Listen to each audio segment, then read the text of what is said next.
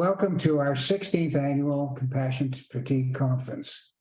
Actually, it was 17 years ago when we came up with the concept of how to give back to the community, healthcare professionals, and others who are kind to support our firm and our clients in their time of need. Originally, the conference was designed as an in-house conference for a maximum of 75 people. Last year, through the magic of Zoom, we were able to have over 400 registrants. This year's theme is how to nourish the mind, body, heart, and soul. Every year, we are committed to bring to you some of the top healthcare professionals in the world who are experts in their respective fields.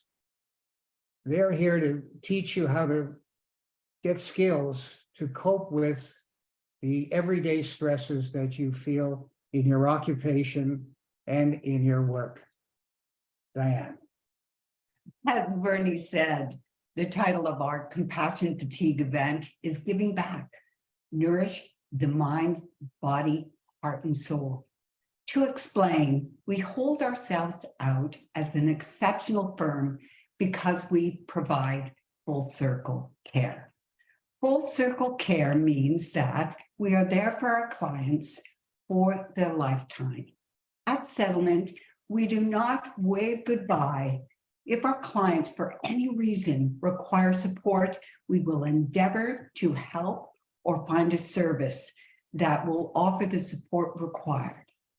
Bernie is wearing a Gluckstein hoodie, and I am wearing a Gluckstein head neck scarf with our message.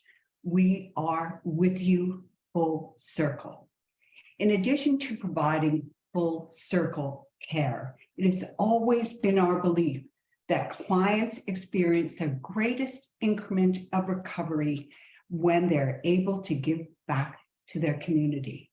This year, keeping with our promise of full circle care and keeping in mind our belief about giving back, we offered Adrienne Patterson, after hearing her compelling story, our client for life, an opportunity to share her powerful story about how trauma has transformed her life. That takes care of the first portion of her title, Giving Back. The second is Charlene Stiles. She will present, create, and moderate a 7-day wellness challenge to help us prioritize self-care and holistic wellness. As well, Charlene will be making her ebooks available to registrants. Charlene will nourish the mind, body, heart, and soul, and that takes care of the second portion of her title. As always, we will be having a draw for some ridiculous prizes. Bernie will now tell us about the details of the draw. Well, first of all, it's only through your comments and evaluations that we're able to make these conferences better from year to year. So I implore you to fill out your evaluations. During the conference, you'll see on the chat line, there'll be details. Now, as Diane said, we have some fantastic prizes for you, and we're going to be having a draw once you put in your evaluation. So please, please put in your evaluation. It's the only way we get better from year to year. Now, before we start, I just want to thank our esteemed speakers for their time and commitment for coming here today and giving you the skills that I think you will love in learning how to cope with the stresses that you'll have in your daily life. Thank you.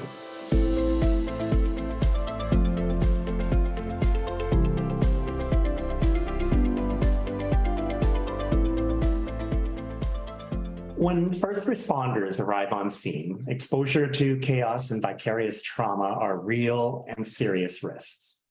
Treatment and access to benefits are therefore crucial tools required to ameliorate injuries related to these professions. But wait, hold on, rewind the tape. What about those on scene already or assisting and somehow involved in highly stressful and possibly dangerous situations before the arrival of the first responders? We tend to forget that after the dust has settled, things may not simply reset to the silent status quo. Where do people who suffer direct or vicarious trauma turn for support when WSIB or work benefits are simply not there? If you look at her biography, you'll see our first speaker, Adrienne Patterson, made a career in education with a focus on special education and behavioral supports for vulnerable students for over 2 decades. That time alone would be enough for her to inform us about compassion fatigue and burnout we often see in careers that involve support and caring for others. But what makes Adrienne's story extra compelling is how she was forced to turn that insight inward when she herself experienced trauma and tragedy. With initial expectations of assistance from various employment-related support, Adrienne soon realized, unfortunately, she had been abandoned and silenced by the very systems that she turned to for help. I've known Adrienne for about 6 years, and in that time, I've come to know her extraordinary story, her astonishing strength, and her endless generosity of spirit. I've witnessed firsthand how her incremental, determined steps towards self-healing and her keen insight into how her own personal development can be used to assist and advocate for others. I also believe in the not too distant future, Adrienne will foster change for the better in the professional landscape around us with her work. Pay close attention to Adrienne, because what she is about to tell you about what she has done to find her way back from trauma, how she continues to battle ongoing adversities, and how she's transferred this knowledge forward to others is nothing short of miraculous and the very definition of overcoming compassion fatigue. I've seen this transformation with my own eyes and have been amazed.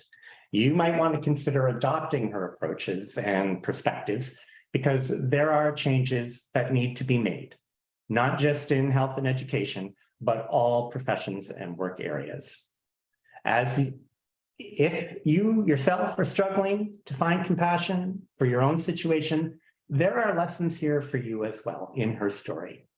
Adrienne will most likely be the person who will inspire you and empower you to make these changes in your personal and professional lives. So now it is with extreme pride I present to you Adrienne Patterson.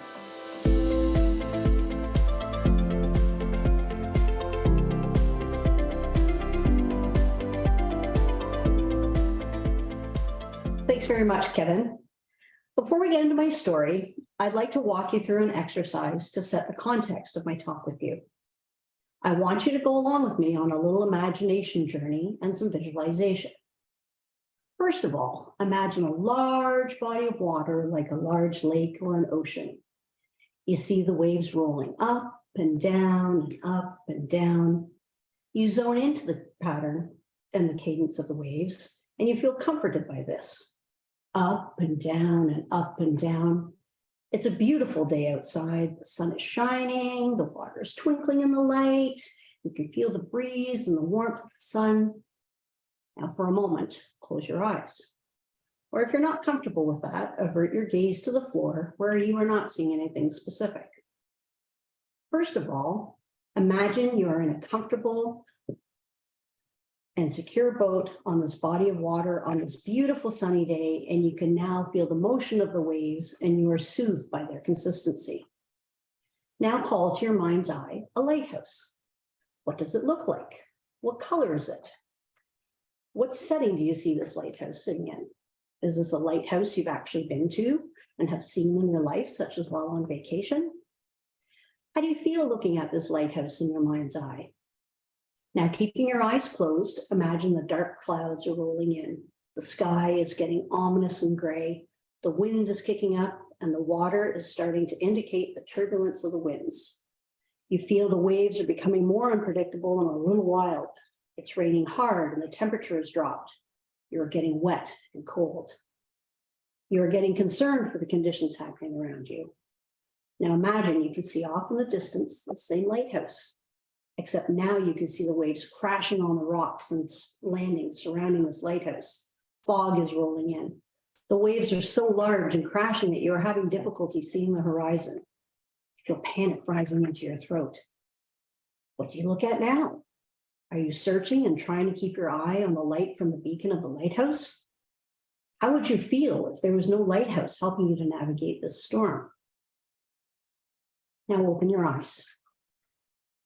Thank you for joining me on that journey. Now, what I hope this little visualization exercise provided for you was a few different experiences. For some of you, you may have already made the leap that this could be an analogy for our work and professional lives, where we often come upon dangerous or turbulent moments, times where we have to navigate ourselves, our clients, or those we care for to safe harbor. That we have to navigate obstacles and that these can be difficult and treacherous, and that we need support in order to get through these situations. We can't necessarily be an island. We need to look for our supports and our beacons of hope in order to get through the challenging times. What I also hope you realized was, in closing your eyes or averting your gaze, that you weren't actually visually engaged in seeing something, but that you were looking into your mind's eye and that you were able to create an experience for yourself.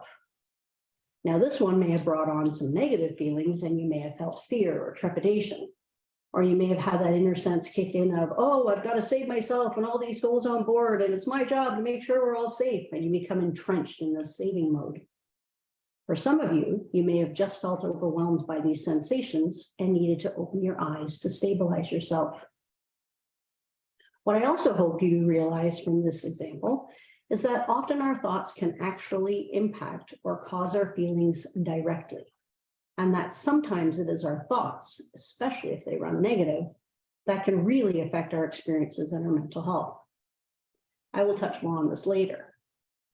What I'm also hoping you realize is that this tool of visualization is so impactful. We can learn things from it. We can tap into our inner experience and we can learn how to calm ourselves. Here's a particular quote that resonates with me currently, and it is my purpose for sharing this story with you today. The scars you share become lighthouses for other people who are headed to the same rocks you hit. In the visualization exercise above, I am the lighthouse trying to help you and others you care for avoid or minimize the effects of your work on your personal health. I can't save you. I can merely act as a warning or a beacon that perhaps through the sharing of my story, particular insights will resonate with you and help you navigate your own journey. Anyone working in a helping profession where you deal with the problems, stresses, and traumas of others is at risk, no matter how well you manage your physical, social, psychological, and emotional health.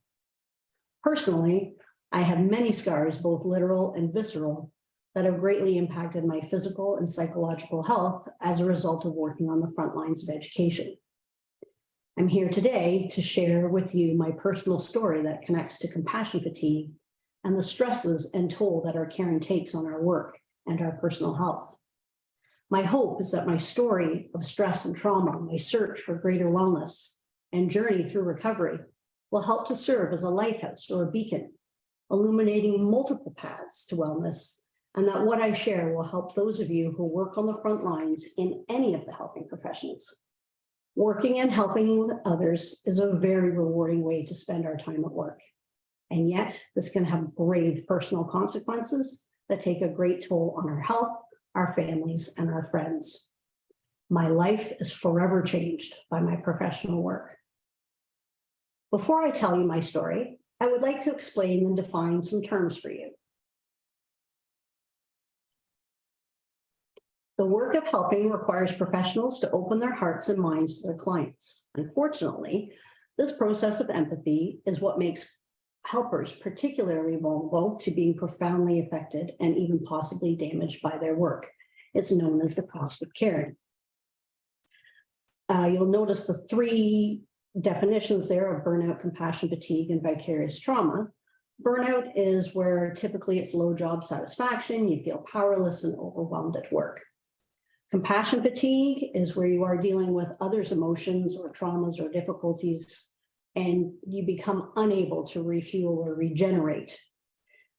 And then with vicarious trauma, in dealing with some of these difficult situations and patients or clients where they've experienced trauma and you are a witness, often this fundamental change in your beliefs about the world happens and you're altered, and it's possibly damaged by the repeated exposure to this traumatic material. Now, burnout can be fairly easily resolved by changing jobs. Helpers can simultaneously experience compassion fatigue and vicarious trauma. They are cumulative over time and evident in our personal and professional lives.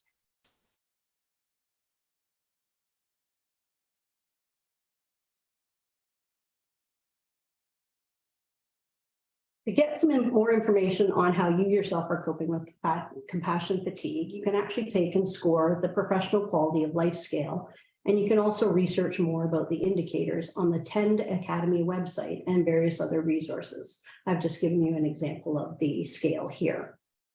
The cumulative effect of caring for others can lead to post-traumatic stress disorder. PTSD is a psychological injury to the brain and nervous system, and it is diagnosed by using the Diagnostic Manual of Mental Disorders, 5th edition, known as the DSM-5. On the slide, you will notice that there is a brain scan, and you'll notice that brain scans indicate that there are actual physical changes in the brain itself when people have PTSD. It is acquired through the trauma or repeated stress that overwhelms the brain's ability to process. It's like the switch to fear, or your amygdala gets stuck in the on position.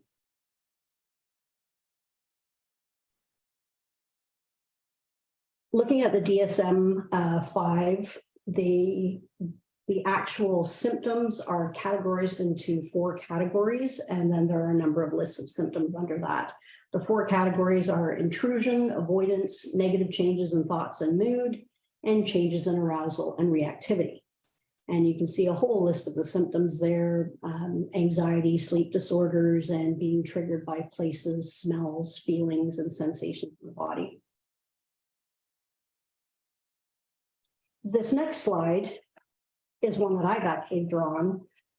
When I learned about how PTSD impacts the brain, it impacts 3 main parts of our brain, and that is the prefrontal cortex, the amygdala, which is deep in the base of the brain, and the hippocampus that surrounds the amygdala.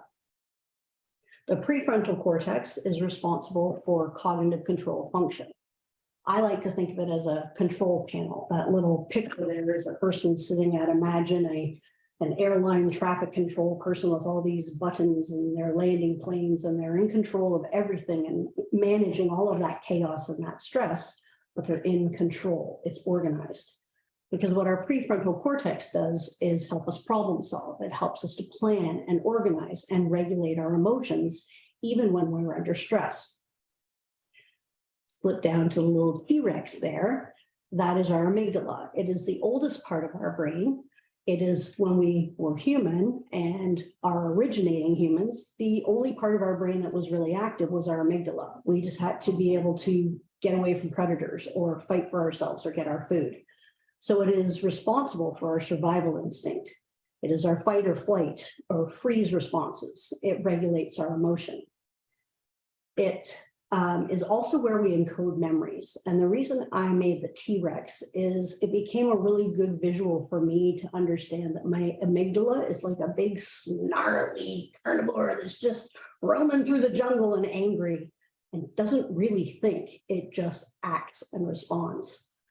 So that for me was a very good visual. When I was feeling out of control or these weird feelings that I can't control, I recognized I was in my amygdala and needed to be able to engage my prefrontal cortex to be able to continue planning, organizing, and living life.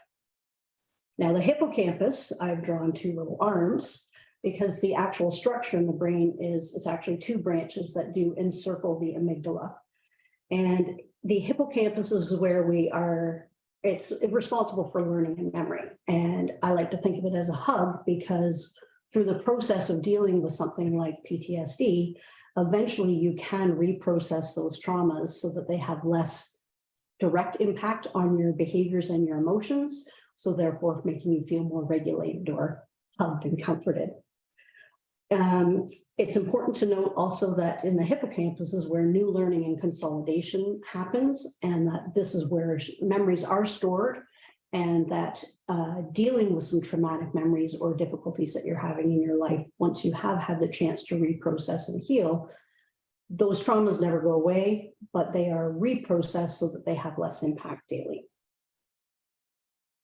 The goal of therapies and interventions is to help the individual to recognize when they are triggered and that the amygdala is making decisions, or frankly isn't. Once you learn when you are triggered, you can learn skills to stop or minimize the triggers by keeping your prefrontal cortex online more often. Eventually, when the person is stabilized and safe, has learned grounding and coping skills to stay regulated, work can then begin on the issues or traumas causing the symptoms, and eventually these memories can be reintegrated and stored differently in the hippocampus. There is hope to know that the overwhelming symptoms of PTSD can be minimized and stabilized, recognizing that these traumas never fully go away, but their impact and emotional reactivity can be lessened. Another factor that can influence our mental health as we age is how adverse childhood experiences, or ACEs, have trained our brains' patterns of behaviors in our early years. I now have more understanding of these brain patterns and how this was influenced in my childhood and how this impacts my health now. You'll see the original checklist made by a Kaiser study that is used to tabulate a score and is useful in addressing potential health impacts from these adverse childhood experiences. According to the original checklist, my score would be an 8 out of 10. A high ACE score could indicate health issues later in life due to how the brain's patterns of reacting are developed in childhood. Conversely, just because you have a high ACE score does not mean that you can't be healthy or successful, as health has a number of influences. Now, looking at the second slide, you can see that there's been further research done, and there's a greater list of adverse experiences that they are recognizing have an impact on children's developing brains. Some of these impact me also. Most notably, the expanded list would now include the medical procedures and multiple surgeries I sustained as a very young child due to genetic and birth defects throughout my teens and continues to this day. As a teenager, although I didn't have this vocabulary about ACEs or even the word childhood trauma, I was aware of how I felt within my family and my need for more support. I was fortunate to have a few people in my life that were supportive, and I know that I learned how crucial it is to have people to trust and rely on is. I felt safest at school, where I enjoyed learning. This was good for me as it kept my mind busy. I learned to solve problems and developed a thirst for learning. I enjoyed school and did well with all of my academics. It was where I learned to set goals and establish a plan to achieve them. In my later teens, I also began a lifelong strategy of seeking counseling or therapy when issues in life required professional support to get through. I learned new skills and insights each time that I did engage in therapy. It helped me be more reflective of my actions and feelings. The topic of adverse childhood experiences will reemerge later as I tell my story. Learning through school to be goal-oriented and lean on my academic knowledge and abilities, coupled with learning how to be self-reflective, are positive influences in my life. Yet, they also contributed to my brain's old habit formed in childhood to overthink and self-blame and shame myself as I became hyper-focused on achievement and creating a life of my own. Eventually, I dated and later married a man named Dave. His family is very down to earth and embraced me from the beginning. I hold a special place in my heart for all of them, as I felt like I am accepted and loved for me. Dave and I have now been married for over 30 years. He is a first responder and an advanced care paramedic and has been for 27 years. Both of us have challenging and demanding careers, yet we both love what we do. When our biological son was 7 years old, we adopted 2 half-brothers from our local Children's Aid Society and welcomed them into our family. While Dave and I had the love and many skills to integrate these 2 boys into our family, they had been subjected to such severe abuse and neglect that this had many negative impacts on our family over the years. What we eventually learned is that once you adopt, support from agencies becomes almost negligible, and they don't give enough support for the needs of the children who come from traumatized environments to either the children or the adoptive parents. We love all of our boys, yet the stress over the years of raising special needs children, largely on our own, has taken its toll on our overall health and our family. I have been an educator in Ontario for over 25 years with experience as an elementary school teacher, consultant, and administrator. As Kevin mentioned, my teaching centered on adolescent age students with specialization in special education and behavioral supports. Later, I became an elementary school vice principal, dealing primarily with vulnerable student populations and community organizations outside the school system. Being a teacher is to wear many hats in an extremely challenging landscape. Working in education is a stressful frontline profession. The public school classroom is a microcosm of society where we deal with students and their families day in and day out. Many of our students and their families have challenges and issues that end up being echoed in the classroom and therefore in the teacher's lab to deal with, such as divorce, abuse, malnutrition, neglect, diverse cultures and beliefs, behavioral issues, mental health issues, often undiagnosed in the students, and the list goes on. Suffice it to say that being an educator is to be on the front lines of humanity. This can bring vicarious trauma and significant stresses to the educator beyond the expectations and duties of the profession. I have witnessed this many times over the years and have experienced it personally. I loved being a teacher. Getting to know my students well and how they learned and thought was a great challenge. It was awesome to watch my students learn and develop.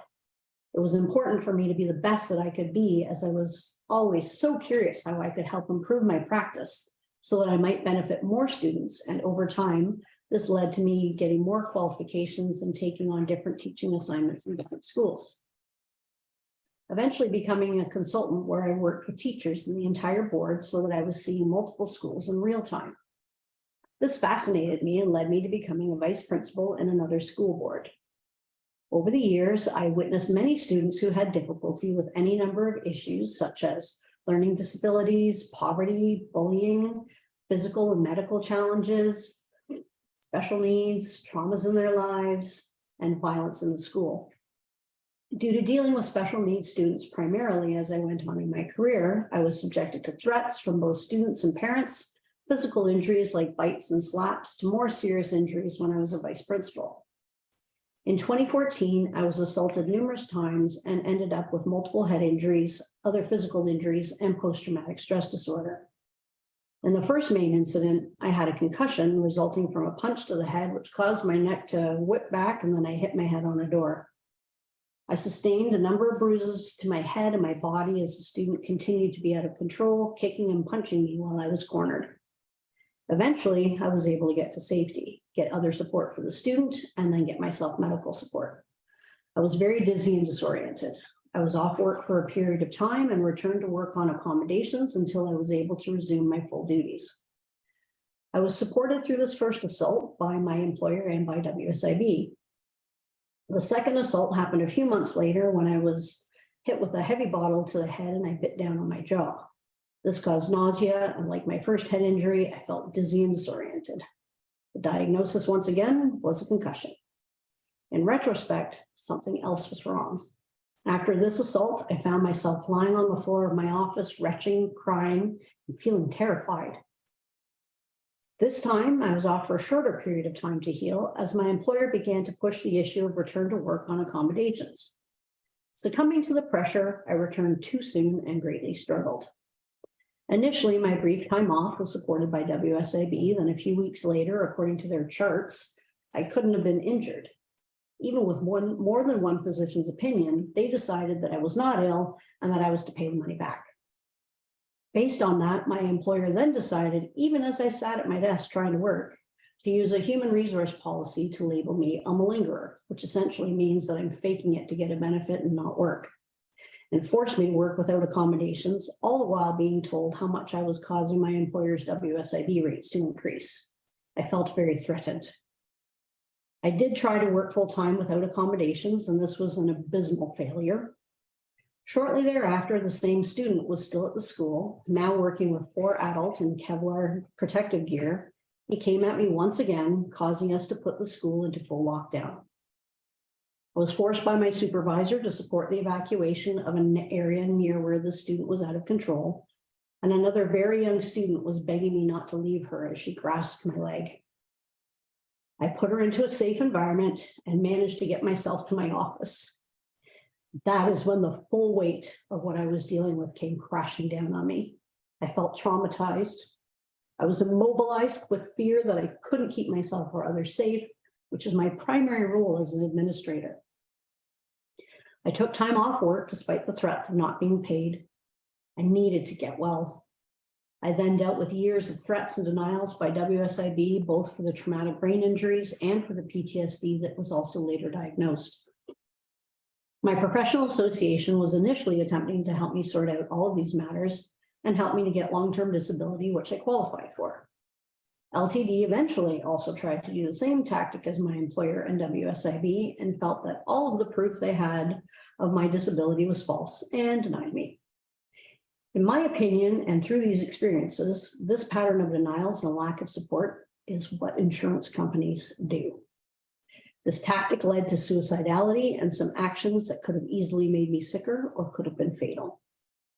Although I already had an extensive medical team supporting both the physical and psychological injuries, I was not progressing, at least as fast as I would have liked. I just wanted to be well and back at work.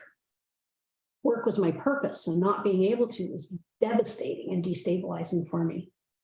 I vividly remember the day where I got the news once again of a WSIB denial, which came right around the same time as LTD was threatening me also. I was on the floor, curled up in a ball, crying, having no more energy or desire to fight anything. I just wanted all the pain, denials, and threats to stop. Everything in my brain was telling me to give it up and end it all, but I just couldn't. The fighter buried deep inside me rose again, and I made the decision and the call to go to an inpatient treatment facility here in Ontario called Homewood to engage in their post-traumatic stress recovery program. It was the best and hardest decision I ever had to make. At the time, I used to say, I wish somebody could just give me a traumaectomy, get all this trauma and fear out of my body, take it away. I learned so much at Homewood. It was the true beginning of me being able to find my path to recovery. The support I received there saved my life. While I never did get a traumaectomy, I did feel like I went to trauma school, where I learned all about trauma and its impacts, and helped to lay a strong foundation that I continue to build upon. Something that I learned early in my time at Homewood was a model I'd like to explain, which is the trauma triangle as it relates to trauma and is also connected to our childhood brain development.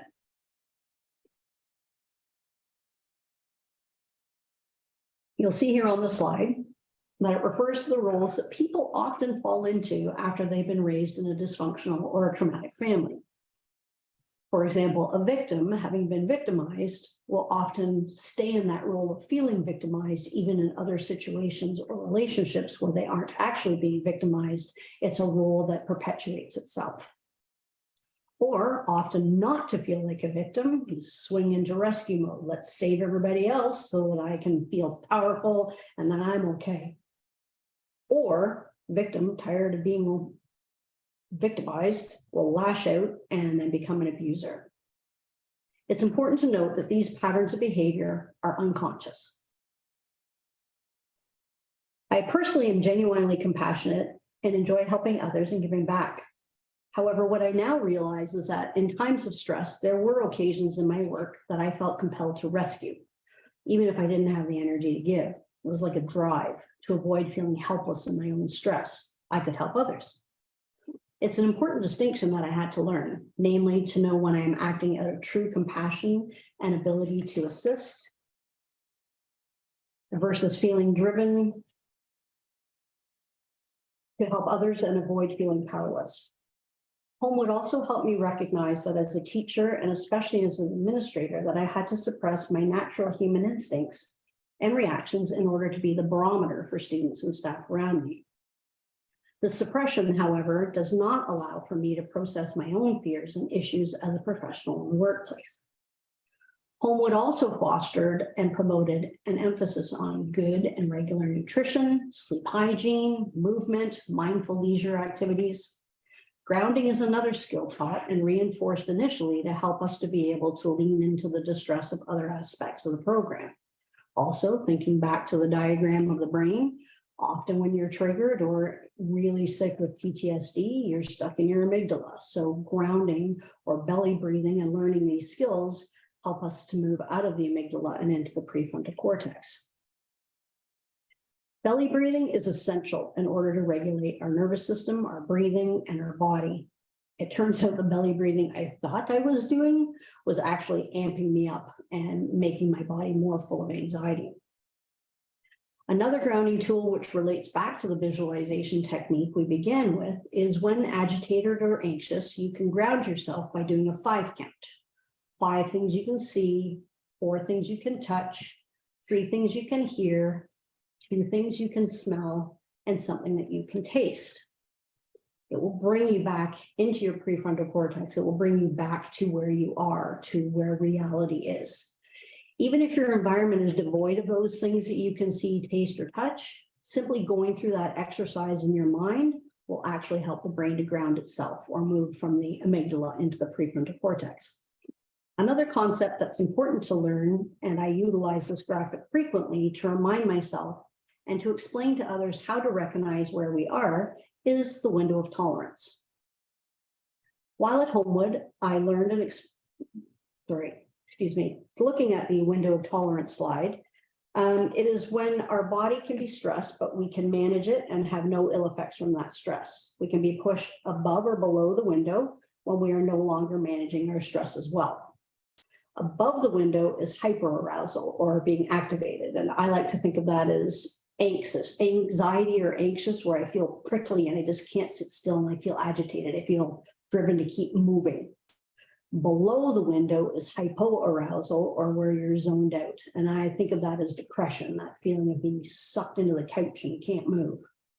If our window is too small, we lack the capacity to respond to stresses appropriately, even normal stresses. The good news is we can learn to expand that window and its size, and therefore have better tolerance levels to stress, daily stresses, or even larger stresses. While at Homewood, I learned and was exposed to so many different types of therapies, such as cognitive behavior therapy and dialectical behavior therapy, as well as skills like looking for evidence, pacing, and utilizing models and graphics to help understand concepts and strategies like setting and maintaining boundaries in relationships and mindfulness. It is important to practice skills and strategies when you're not triggered or having a bad day, so that they will be more accessible or automatic when they are needed. With everything I learned and the support I received at Homewood, I could learn to improve and thrive and display traumatic growth. Simply put, exhibiting growth and stability after trauma and a diagnosis of PTSD. I also learned about the term radical acceptance, which means accepting what changes have happened, and it is when you stop fighting the reality of this and let go of the bitterness that may be keeping you trapped in a cycle of suffering. This was a very hard place for me to get to. To backtrack a little, there were a number of symptoms that I was battling simultaneously due to the traumatic brain injuries and PTSD. When you take a look at this slide, you'll notice that PTSD is on the one side, and there are symptoms such as flashbacks or hypervigilance, where your body's always on guard, or with traumatic brain injuries, headaches, or in my case, migraines, dizziness, vision problems, nausea, and vomiting. So there are some very diverse symptoms, but then if you have both a traumatic brain injury and PTSD together, there is that overlap of symptoms that then become hugely exacerbated, like fatigue, insomnia, depression, irritability, and anxiety. One of the worst symptoms for me that did not begin to resolve into 4 years into this recovery journey was a lack of sleep. Every time I closed my eyes, it looked like a light show in my head, flashing lights like strobes that were so distressing and disorienting that I had to open my eyes. The anxiety often caused panic attacks, and when I tried to fall asleep, if I was ever able to fall asleep, I'd often have horrible nightmares where I would wake up screaming and sweating and in such a state of panic that it was hard to calm back down. nights were very long. I was usually in bed trying to sleep for up to 12 hours, and in that time, I would only accumulate about 1 to 2 hours of sleep. My Fitbit became an invaluable tool for many reasons over these last years, as my doctors all tried to work and resolve the various symptoms that I was experiencing. My Fitbit helped to indicate the sleep that I was getting, when I was able to be active, what my heart rate was, etc. And we got some good data that we were able to correlate this with various medications and treatments that we were trying at the time. One of the first physical treatments that began to help with my migraines, dizziness, pain, brain fog, and muscle tension was that my neurologist was giving me injections in the head and neck to help manage these symptoms. At that time, none of the medications we were trying were working for me, as I have a lot of intolerances and allergies. Around the same time, I began working with a physiotherapist who specializes in vestibular disorders and also an occupational therapist. I was having grave difficulty meeting with any significant successes initially. However, that was where I was able to start reworking my cognitive and memory skills. Being someone who was intelligent and had been very successful academically and professionally, it was heartbreaking to me how stupid I felt with the symptoms from the concussions, later diagnosed as post-concussion syndrome, and the PTSD. I was devastated that simple games that I would once ace had challenged me to the point of tears and despair. However, not being one to give up easily, I did do the exercises, skills, and games prescribed to me to begin to increase my brain's tolerance to stimuli. I'm a fighter, and I wanted to regain my life. So I merely adjusted goals to ones that I could achieve so that I could see some growth. A major strategy utilized by my family physician, who, by the way, has been invaluable and extremely supportive of my wellness journey, and I, is to utilize a scientific approach in that we only make one major change at a time so that we can monitor, measure, and observe what is working and what is not. I utilize the same approach when trying new skills or strategies for myself. I work on them until they become more routine, then I can add more as I can tolerate it. During this time, I was also working with a psychologist to understand my PTSD and how I could work at stabilizing to feel safe in my own body again. This was arduous and terrifying. With constant denials and lack of support from my employers or insurance companies, my life and my outlook became more bleak. My relationships were suffering as I could see the impact all of this was having on my husband, sons, and my friends. I could see their frustration at not being able to help either. Another exhausting and difficult element was the level of expectation of insurance companies to engage in therapies to get well or put into practice new skills, which I was doing. I had very little time for rest and recovery. I spent my entire week going from appointment to appointment between my family physician, the neurologist, the psychologist, psychiatrist, the physiotherapist, the occupational therapist, chiropractor, etc. All while trying to be a mom, a wife, a friend, a caregiver to my mother, maintain our home, and my other friendship relationships. Needless to say, none of it was going well. 2 years into the journey, during the time that I was at Homewood, I was going to my neurologist appointments in order to continue to treat the post-concussion symptoms when another horrible trauma was going to happen to me. My neurologist at the time was well aware of my symptoms of both the traumatic brain injuries and PTSD, and was keenly aware of how difficult the journey was with my employers, WSIB and LTD. He knew that as the lead physician and specialist for my head trauma, his reported opinion was corroborating the evidence of medical symptoms and was instrumental to secure funding to get well and secure my income. Then, after seeing that neurologist for over a year and receiving many treatments, I was sexually assaulted by him. As that assault was happening, all I could do was freeze and wonder, who's going to believe this? After all, there were multiple witnesses to what happened to me at work, and after 2 years of fighting for compensation and assistance, I was still being denied as if nothing had happened. I was further traumatized by this sexual assault, and I was terrified, wondering how to handle it, as I needed this injection treatment for my physical symptoms and his medical reports. It took me a number of weeks before I found the strength and courage to tell my husband, who has supported me through every step of my worsening PTSD and my recovery.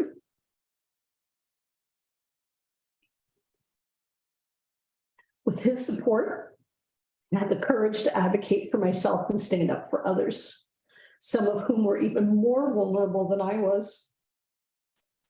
Then I reported the sexual assault by that neurologist to the police. And I was the first to successfully charge him criminally. I also reported him to the College of Physicians and Surgeons, and it turns out that I was not alone. There were other victims. I went through both the criminal process of him being charged and sentenced to jail and also having his medical credentials removed for life. When this happened, although I had new skills and support after Homewood, I became very ill, and this further entrenched the trauma and the PTSD. Matters were made worse when my professional association decided to walk away from helping me when they heard about this trauma and told me that I was now off work because of this assault. The day that I received that news, I was so upset and in a dissociated state that I fell down a flight of stairs and broke my kneecap. Now I was in a complete conundrum. No support from anywhere to get well or to replace my income. After more advocating and fighting on my part and support from my entire medical team, I did eventually secure long-term disability due to the occupational PTSD. Although helpful, it is extremely disheartening to be so ill from events beyond your control and to have no one solving the initial reason I was off work or replace all of the out-of-pocket costs and treatments and therapies. To this day, 9 years later, these issues remain unresolved. It is interesting to note that there are a few provinces in Canada where educators are considered frontline workers and have presumptive legislation to make the process of receiving some supports for occupational PTSD a little easier, much like military and first responders. We do not have this recognition or support available to educators in Ontario. Now, I've shared with you a highlight of the events and traumas of my life, and it's certainly not an exhaustive list, but you'll have to wait for the book to come out for that and the expanded version. Looking back at my psychological journey, I more deeply understand and have greater insight into what happened to my brain and my body and how all of the therapies, interventions, skills, strategies, and habits that I've cultivated have come together to stabilize my health, both physically and psychologically. I have to work every day at these skills in order to keep healthy in every facet of my life. I now would say that I was experiencing compassion fatigue when I was a teacher in my special education classes, mostly because I was dealing with many of the same issues and behaviors at work in my classroom and at home with my adopted sons. It was challenging to be on 24/7. There was very little respite from the stress. Also, at the same time, I was dealing with knee surgeries and assisting to care for my father with dementia. Yet somehow I managed to still love my work and my family and keep proceeding forward. I became a teaching consultant, and this role switch was helpful as I wasn't dealing with students directly every day. I was supporting teachers in their classrooms. This reprieve was beneficial from a stress point of view, and I loved the role. When this role came to an end, I ended up back teaching in a behavior classroom where I was assaulted numerous times and had an injury requiring time off. This was my first negative experience dealing with WSIB, the union and employers, and trying to get support to heal before returning to the dangerous, unsafe environment of my classroom while still on crutches. I experienced threats and felt very confused at the lack of support. In retrospect, I was terrified of being injured again as I returned to work, and I now realized that I was having panic attacks every day in the parking lot before I began the day with my students. At the time, I was mad at myself that I couldn't just suck it up and get on with my days of teaching. I still love the job and my students. This passion, I think, put blinders on as to what was happening to my psychological health, especially when I knew that students can't learn when they don't feel safe. And that was my mission, to make my classroom and school safe for students to learn and develop. I didn't yet recognize that I didn't feel safe. So how could I thrive? I made it through another year and a bit of teaching before being placed in another board as a vice principal. I loved the role in the school that I was working at. Even though it was extremely challenging, I was thriving. I was the physically fittest that I had been in a long time. I went to the gym regularly, did yoga, saw friends, had family time, coached hockey, took time for vacations and rejuvenation. Frequently in our principal meetings, we discussed strategies to maintain a good work-life balance, and I believed that I was doing that. What I think now is, although I talked about my emotions and sought assistance when necessary, I was not giving myself enough self-care or self-nurturing. I was looking after my body and facets of my life, but I don't think I gave some of my feelings and personal needs enough consideration or time to process. I did ask my employer when it was time to move to a new school that I would like to be placed in a different type of school where the stresses would be of a different sort, to give me a break from the high stress, high needs populations that I had been working with for years as a teacher and a vice principal. It ended up not happening. The school that I was placed at was overburdened, and the physical environment was not conducive to the level of special needs within the school. Multiple complex issues in an environment that was less than ideal. All the problems and needs began to compound, and it began to really weigh heavily upon me. There was never any respite from the stress and chaos. Also, for over a year, I, along with an educational assistant, often dealt with a young special needs student who was often dysregulated, and we both received injuries frequently in the course of managing him. It was physically and morally exhausting dealing with such violence constantly, and I began to feel disillusioned with the system. Not just the educational system, but also community organizations, not truly addressing students' needs, especially mental health and special diagnoses, not to mention the safety of staff. It was shortly after that when I sustained the head injuries. As I mentioned before, I recognized the day I felt like I broke into a million shattered pieces. Former traumas in my life that I had dealt with previously came flooding back. While I was still working on accommodations with the head injuries, I was seeing an EAP counselor who was becoming concerned about me. Although she is not qualified to make a formal diagnosis, she said that it sounded like I was dealing with trauma and PTSD. She helped me to strategize how to go about being assessed and determine what I was fully dealing with. She also said something very insightful.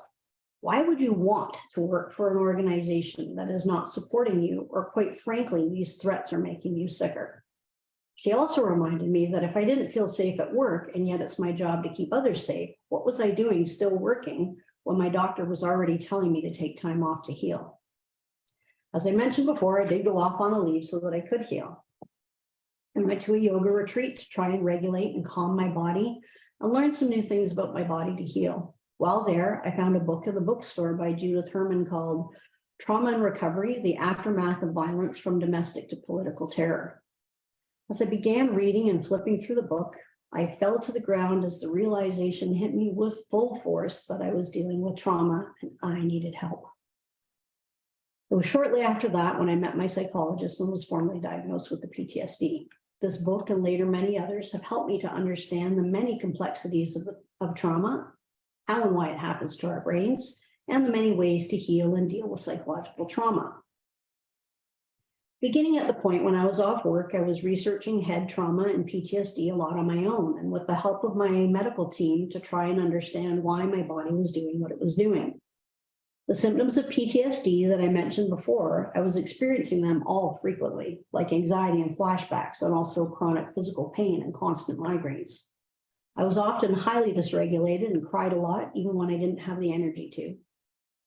I was grieving, I was sick, and I was devastated at living under constant threats to return to work and not being paid by insurance that should be covering me from the workplace injuries. I was under siege. It was untenable. When I was at Homewood, there was one session where a psychologist was explaining using diagrams of the brain exactly what happens in the brain with PTSD, like I described to you before. The fact that PTSD is a psychological injury and brain scans show that there are physical changes to the brain, that blew my mind. No wonder I was having such difficulty. I was dealing with head injuries and psychological injuries that had physical manifestations in my brain. Wow. Although devastating to think about, it was also information that gave me hope.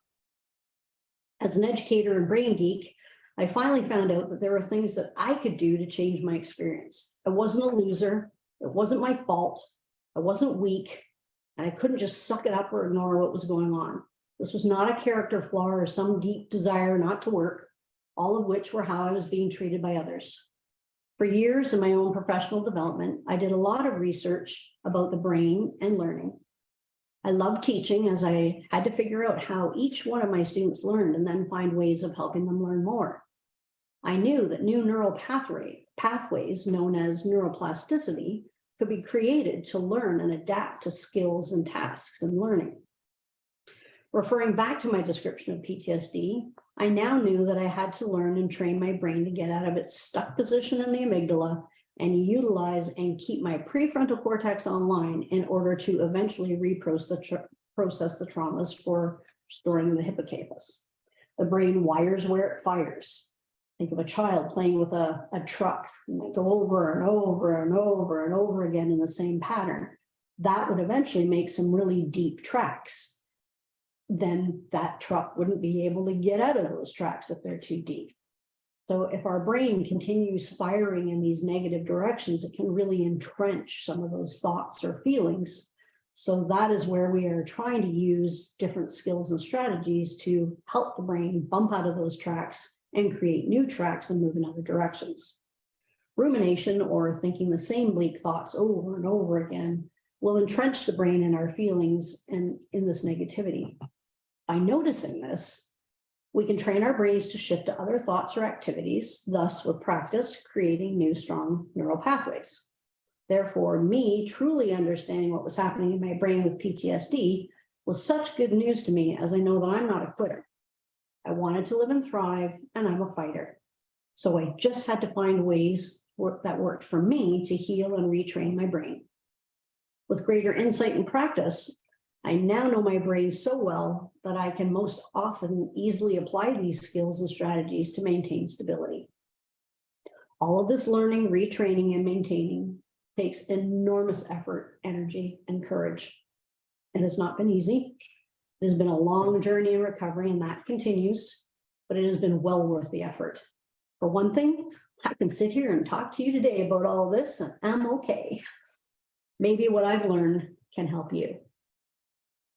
After the assault by the doctor, I had another therapist added to my team, and she specializes in sexual violence and assault. What a great fit that turned out to be. I certainly had a good foundation of therapies and strategies that I was utilizing to get well, yet I had been so impacted by the sexual assault that I was stuck in a spiral of self-doubt, shame, and rumination. I really struggled and was even more angry at all of the things that had happened to me. I was stuck again. First, she had me work on self-compassion. Wow, did I ever feel uncomfortable and weird talking to myself so kindly? I'm highly compassionate towards others, but it was so incredibly difficult for me to be compassionate to myself and cut myself some slack. She tried having me say some positive affirming statements to myself about myself.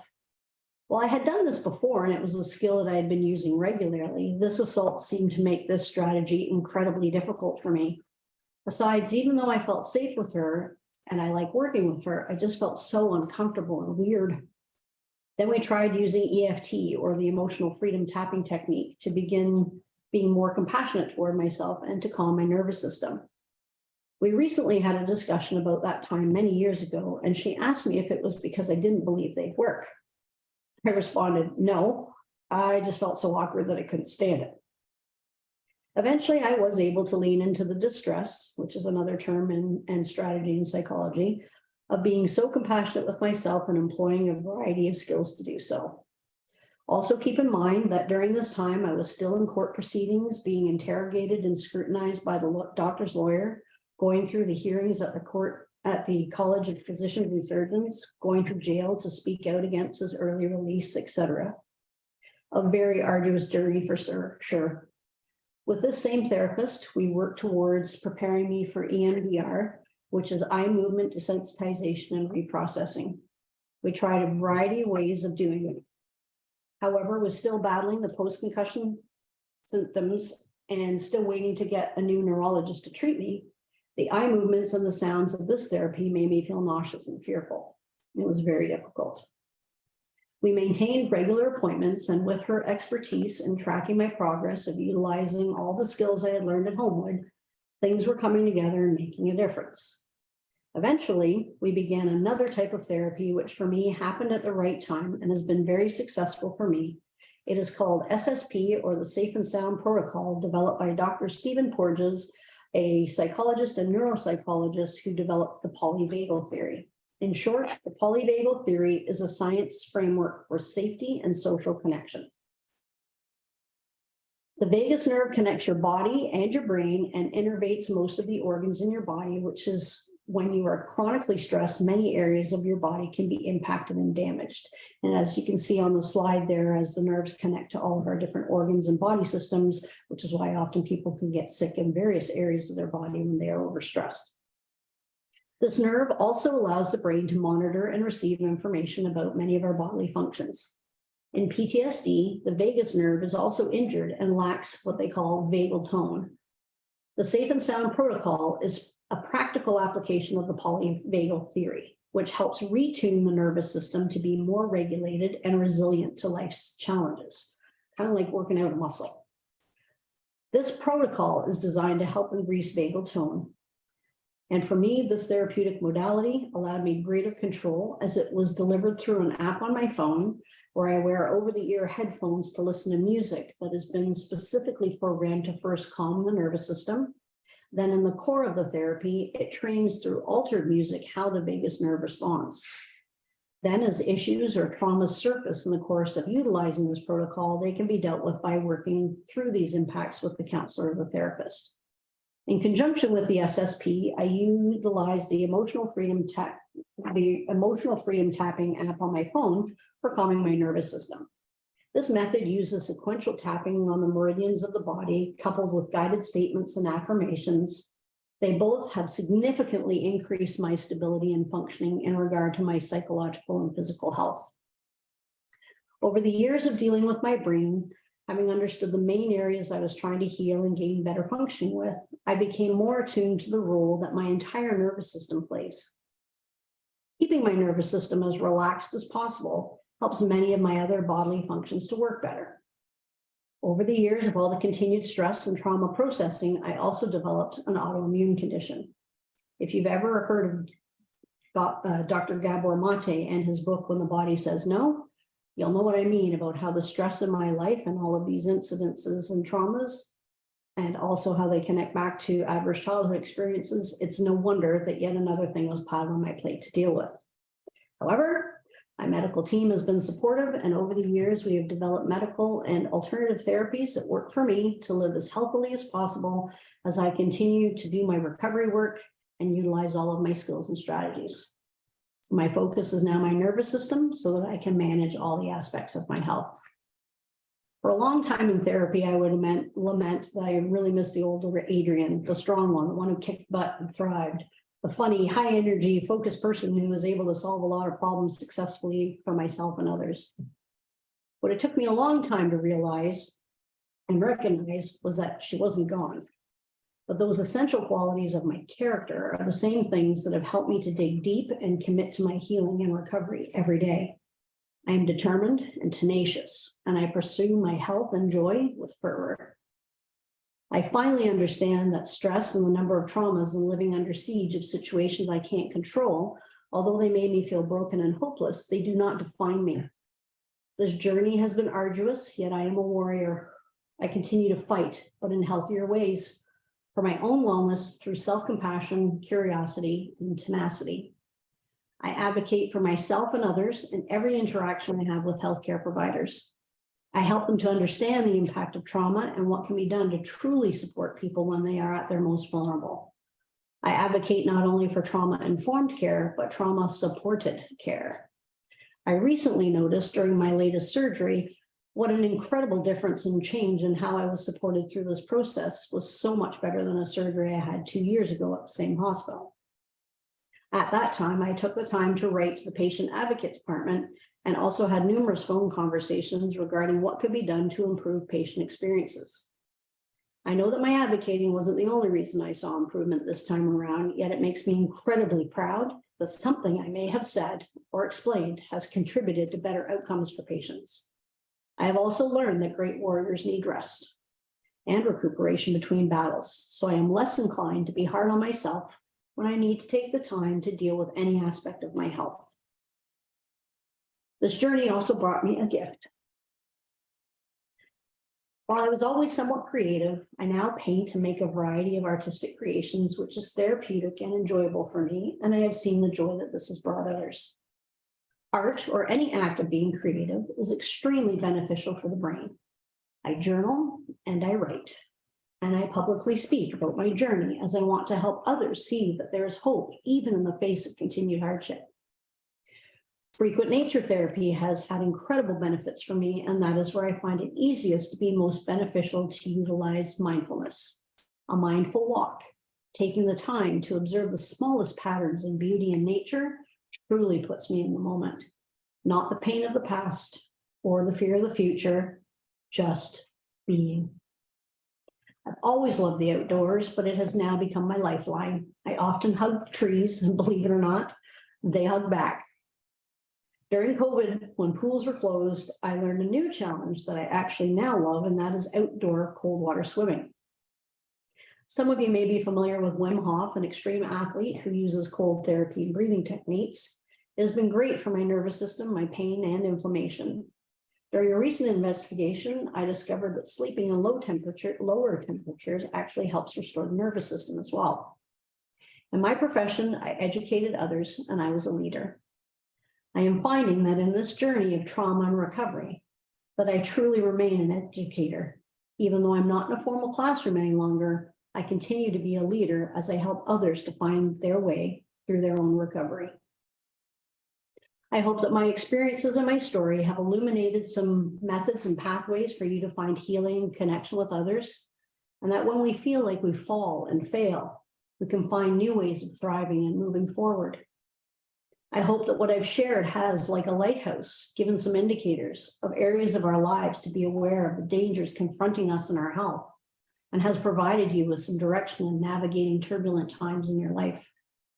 May you know that when you are afflicted by stress, compassion fatigue, or PTSD, that your brain is undergoing physical changes, and that it is not a character flaw to take the time to address that which triggers or traumatizes us. We cannot heal in isolation. Connection and compassion for ourselves are the keys. My greatest hope is that you will conclude that anyone who has been impacted by compassion fatigue and/or occupational PTSD can learn that when our physical, mental, and emotional health suffers as a result of our life's work, that it is not a personality defect, that we are not weak, nor is it a source of shame. Far too often, our systems and others do not understand that this very personal experience of being impacted by others' traumas can be devastating to our lives, and that the only way to heal is to deal with what ails us and to accept and utilize supports, both professional and personal, to find our way through difficult times. My wish for you is the courage to lean into the distress of what troubles and triggers you, patience to get down in the dirt of growth, look toward the sun, and may you bloom into a better tomorrow. Thank you.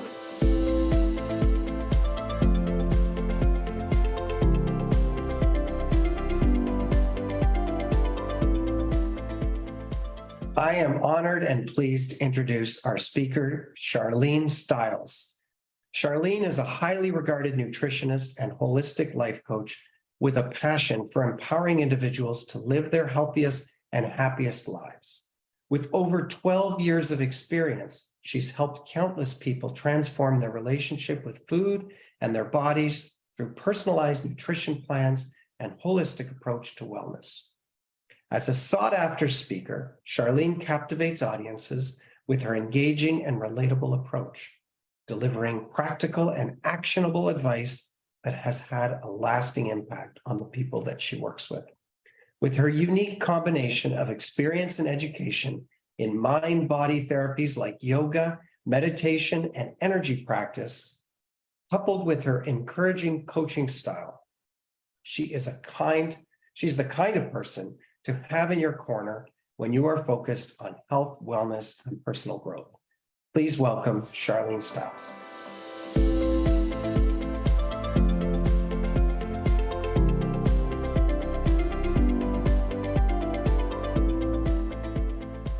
Well, thank you, Charles, for the kind introduction.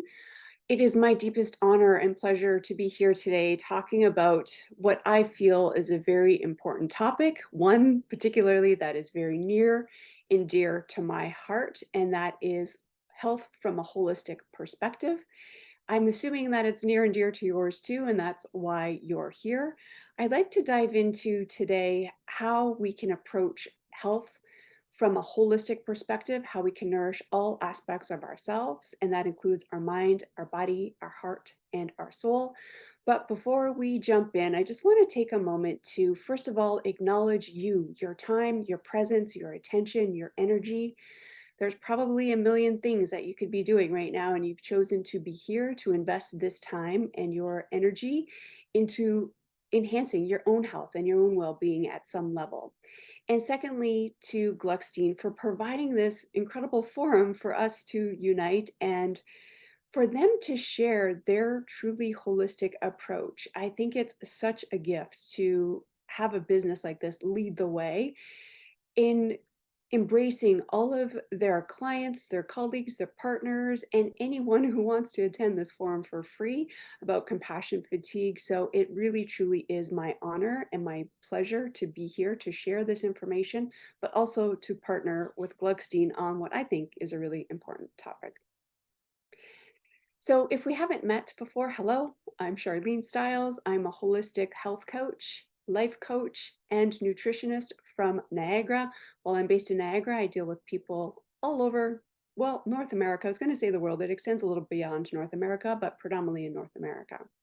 I've been in the health and wellness industry for the past 12 years. And it may seem kind of cliche, but what led me down this garden path was my own health challenges and imbalances. I was in the corporate world of finance for over 20 years, and I found myself struggling with a lot of issues, health issues, imbalances that were far beyond health that I didn't really recognize at the time. But that opened up the gates and the doorway for me to understand a little bit more about nutrition. Maybe you can relate. Back in the day, over 12 years ago, I was confused with all of the information that was circulating around, and it seemed like it was so conflicting. And I wanted to know just straight from the source, without any biased opinions, like, what do I really believe? Because nothing made sense. There was so much conflicting information. So I enlisted in learning more about nutrition from a private school in Toronto. And that led me down the path where I am today. 12 years later, I have learned many things, taken many trainings, and helped many different clients along the way achieve or work towards optimal health and well-being.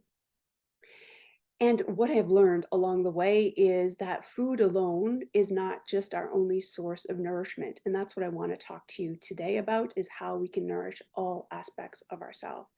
And it really is my deepest desire today is to equip you with some of the resources that I've gathered along the way based on my education, my experience, that of my clients, what I wish I would have known back in the day, so that you can have some practical and implementable, actionable strategies that you can use today to affect and enhance your own health and well-being.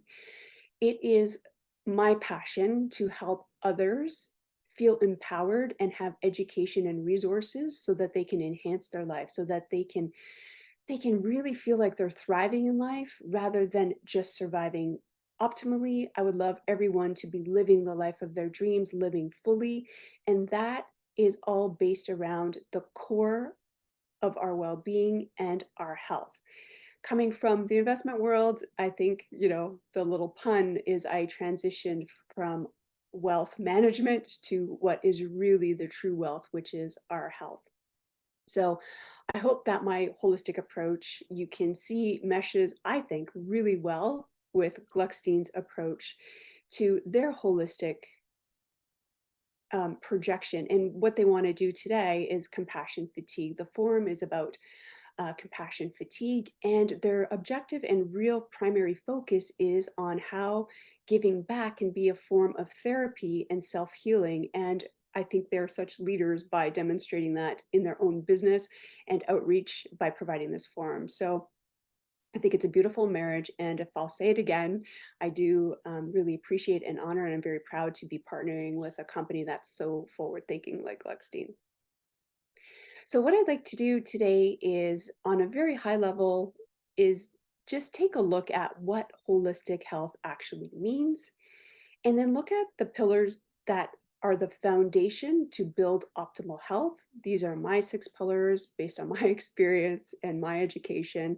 So it's from my standpoint, and we'll talk a little bit more about those 6 pillars. And then at the end, I'd like to invite you and show you how you can take this to the next level and actually infuse these 6 pillars into your life and make them a reality. So let's start by understanding, first of all, the premise and the concept of holistic. Whether we're looking at it from a holistic perspective of health or nutrition, it all kind of funnels down to the same thing, is this concept that we operate as a whole. When we look at something holistically, we're looking at the whole aspect of, in this case, the person. So we have to consider that we are not just a physical body. We have an emotional, mental, and spiritual body, and that's really what the foundation of holistic is. When we drill down further into holistic nutrition, it's all the facets that actually fuel us on a mental, emotional, spiritual, and physical level. So hence the title of this presentation today, Nourish Your Mind, Body, Heart, and Soul. So just as just as the body needs food, so does the heart, so does the mind, and so does the soul.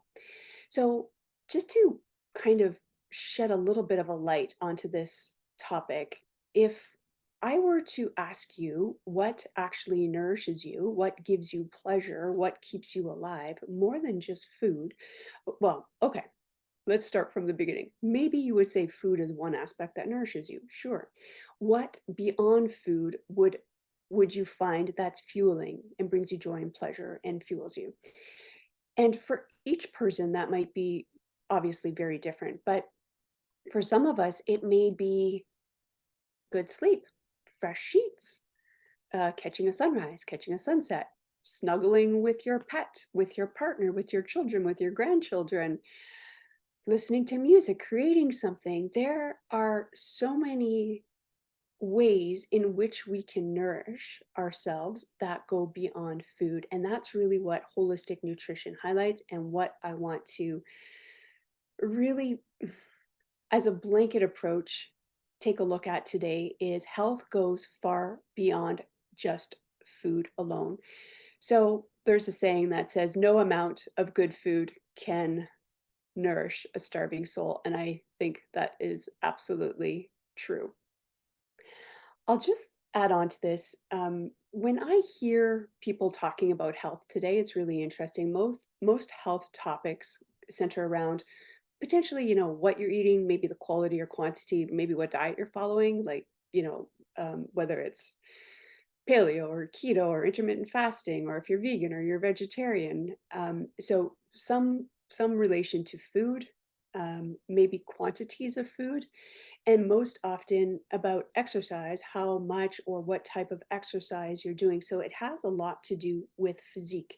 And most recently, a lot of health topics that I hear center around how many hours a person is fasting in between meals, because intermittent fasting has seemed to take in the health world by storm. So I say that in tongue in cheek and jokingly, but I hope that you can see that health itself goes far just beyond our physical body and what we actually look like. So if we take this concept of holistic well-being and nutrition down to the next level, if we agree that what nourishes us goes beyond food, we must look at all of the factors in our surroundings that contribute to us living and fueling ourselves. So here we would take a look at our environment, whether that's the country that we live in, the region, the area, the community, our own physical environment, our home, that can be supportive or potentially unsupportive. So we must consider that. We must consider the quality of our minds, our thoughts, our sleep, and all of our patterns and habits that get ingrained into our life. all make up and contribute to our overall well-being. So, not to oversimplify this, but just to shed a little bit of an example on this scenario, is let me ask you, if you were eating the world's healthiest foods, you exercised every day, and I mean, you looked like a killer in your yoga pants and in a bathing suit. You had amazing physique. Yet you had no friends, no social connection. You never left the house, and you're in a toxic, abusive relationship, and you never see the sunshine. Would you consider yourself a healthy and living optimal person? Would you consider that you're living like that?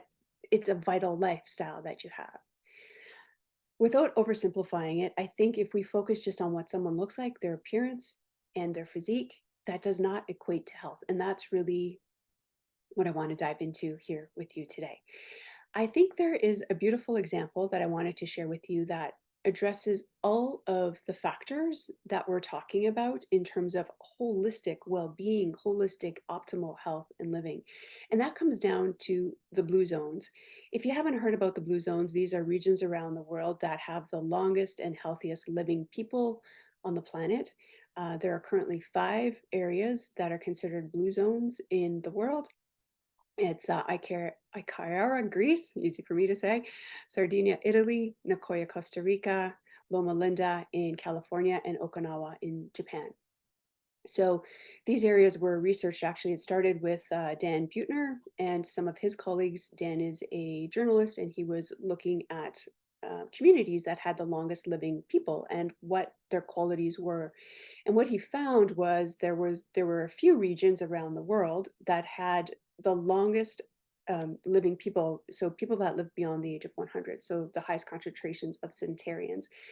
And by looking at a map, this is how the blue zones was born, from my understanding, is that they were circling the areas or the regions with a blue marker, so hence the very primitive labeling of the blue zones. But the interesting thing is what they found in these longevity kind of hotspots were some really key lessons from the people that have lived the longest. And the overlying factors, there were 9 compelling factors that were common in all of these areas. They were that they move naturally, that they're constantly in action, just regular activity. So whether it's walking or gardening, they're getting exercise on a regular basis. So that's number 1. They have a purpose. So they have a reason to get up in the morning, a reason to contribute, a way to feel connected. They also have techniques in which to relax. And this is important. They found that in these areas, people had low stress levels, and not that they had no stress. They had ways to deal with their stress. So they had techniques, whether it was breathing practices, taking regular breaks, or meditation practices. They had a way to shut off and relax and restore themselves. The next factor was they have an 80% rule, and this really applies to their diet. 80% rule in terms of feeling full. You can also look at an 80% rule of most of the time eating good, healthy, nourishing foods. And they all had a plant-focused diet. So things that came directly from the earth. So vegetables, fruits, nuts, and legumes were a staple in all of these regions' diets. Next, they drink water and sip wine. And isn't that interesting? That's kind of what our culture does here in North America. We more like drink wine and sip water, but in these regions, it's the opposite. They drink plenty of water and sip wine minimally with meals. They have a way to nurture their own spirit, whether that is belonging to an organized group, have a faith, believe in a religion. They have a connection to something other than themselves, and a way that they can fuel their souls themselves. Next, they lean on their loved ones. So when they have a need for support, they have loved ones, whether it's friends or family or chosen family, to have support from. And lastly, the 9th one is they have strong social bonds and social connections. So this gives them a sense of belonging and something to belong to. So I think we can, I hope we can learn from these blue zones if we want to live long, healthy, beautiful lives. So when we're talking about holistic, just to expand on this point, when we look at the person as a whole, we must look at all segments and all aspects of ourselves. And what I'm showing you here on this slide, if you are watching the presentation, if not, I'll try to explain the diagram here. The diagram is a wheel that represents our life, and it's often used. This is an assessment tool often used in coaching practices. I use this myself, and I would encourage you to consider this as an assessment tool for yourself.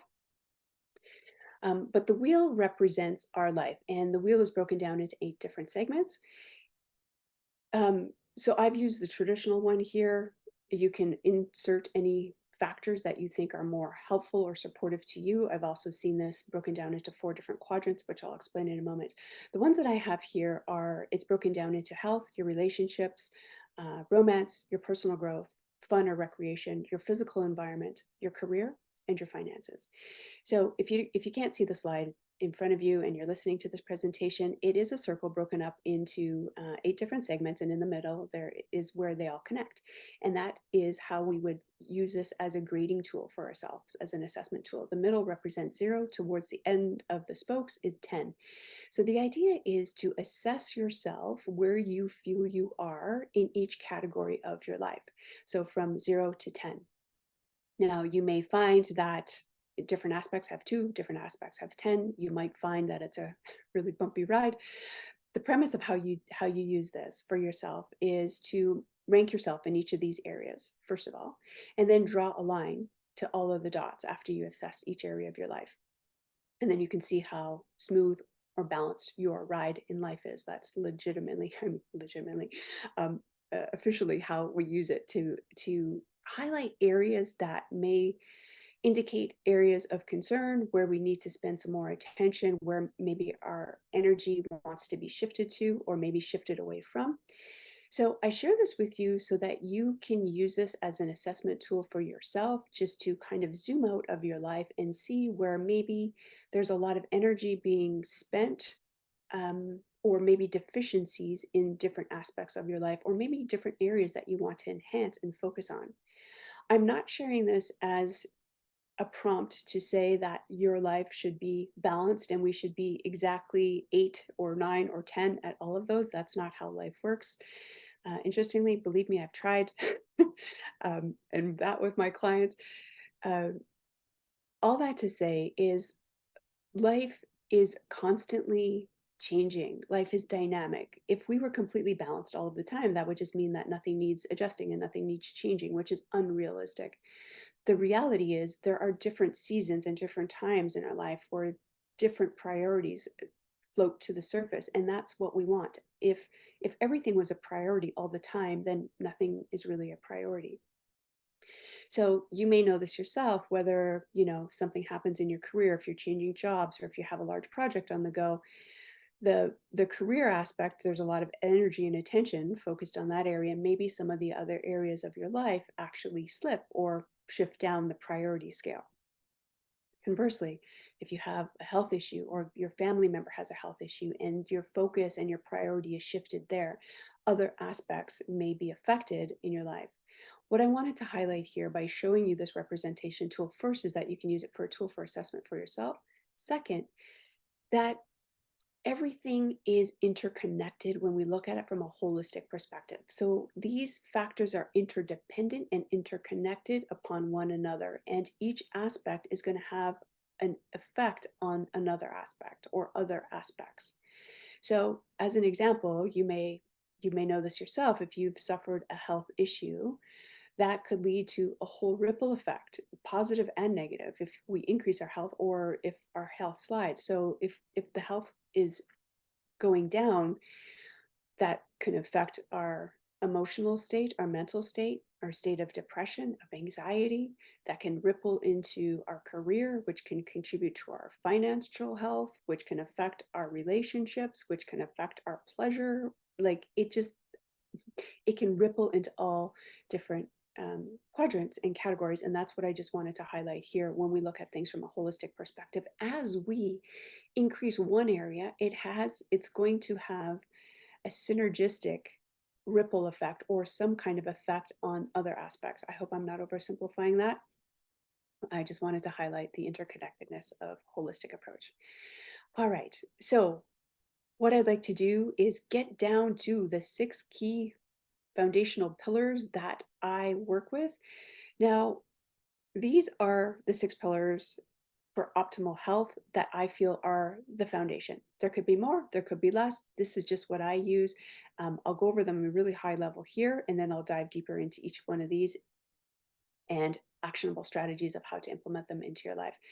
So some of these you may already be doing, and you may think that it's trivial or glossed over, but these are what I feel like, just as you're building a house and the house needs a foundation, these are the foundation to health, and it can be enhanced in many different directions from here. So first, I, as a holistic nutritionist, like to start with the things that are within our control, which is our diet and our lifestyle. So hence these 6 pillars.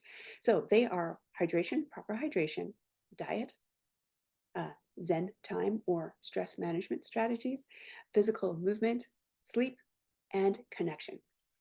So we'll dive deeper into each one of these. The first aspect to health, I believe, has to start with water.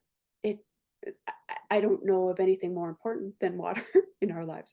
Like, if we think about how long any living thing on this planet can live without water and or sunshine, it's not very long. So water really is the foundation to staying alive. And considering that our bodies are 90% water, virtually every single cell in our body requires water to do its job.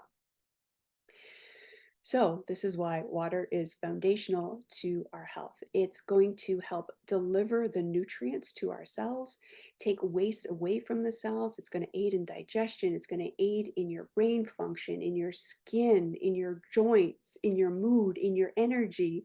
Absolutely everything is affected by how much water we take in.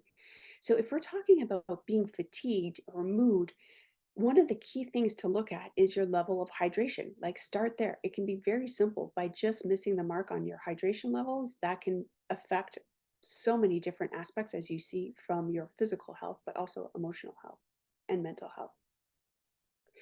So if you, let me back up. What is an adequate amount of water? First of all, let's start there. So I'll give you a rule of thumb that I use. It really depends on the person and their activity levels, but as a general rule of thumb, you can take your body weight in pounds and divide it in half, and that's how many ounces of water you should have, or roughly in a day. That would be an adequate level of hydration.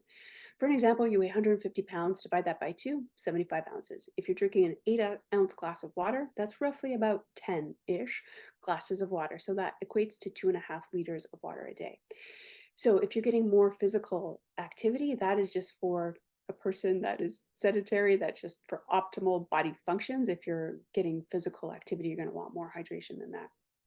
So if you're a person that this part of your life is already taken care of, and this is an easy thing, we can move on to the next level, and that would be stacking it and making sure that you have adequate amounts of electrolytes and or salt, so that your body can actually utilize the water in its most effective way.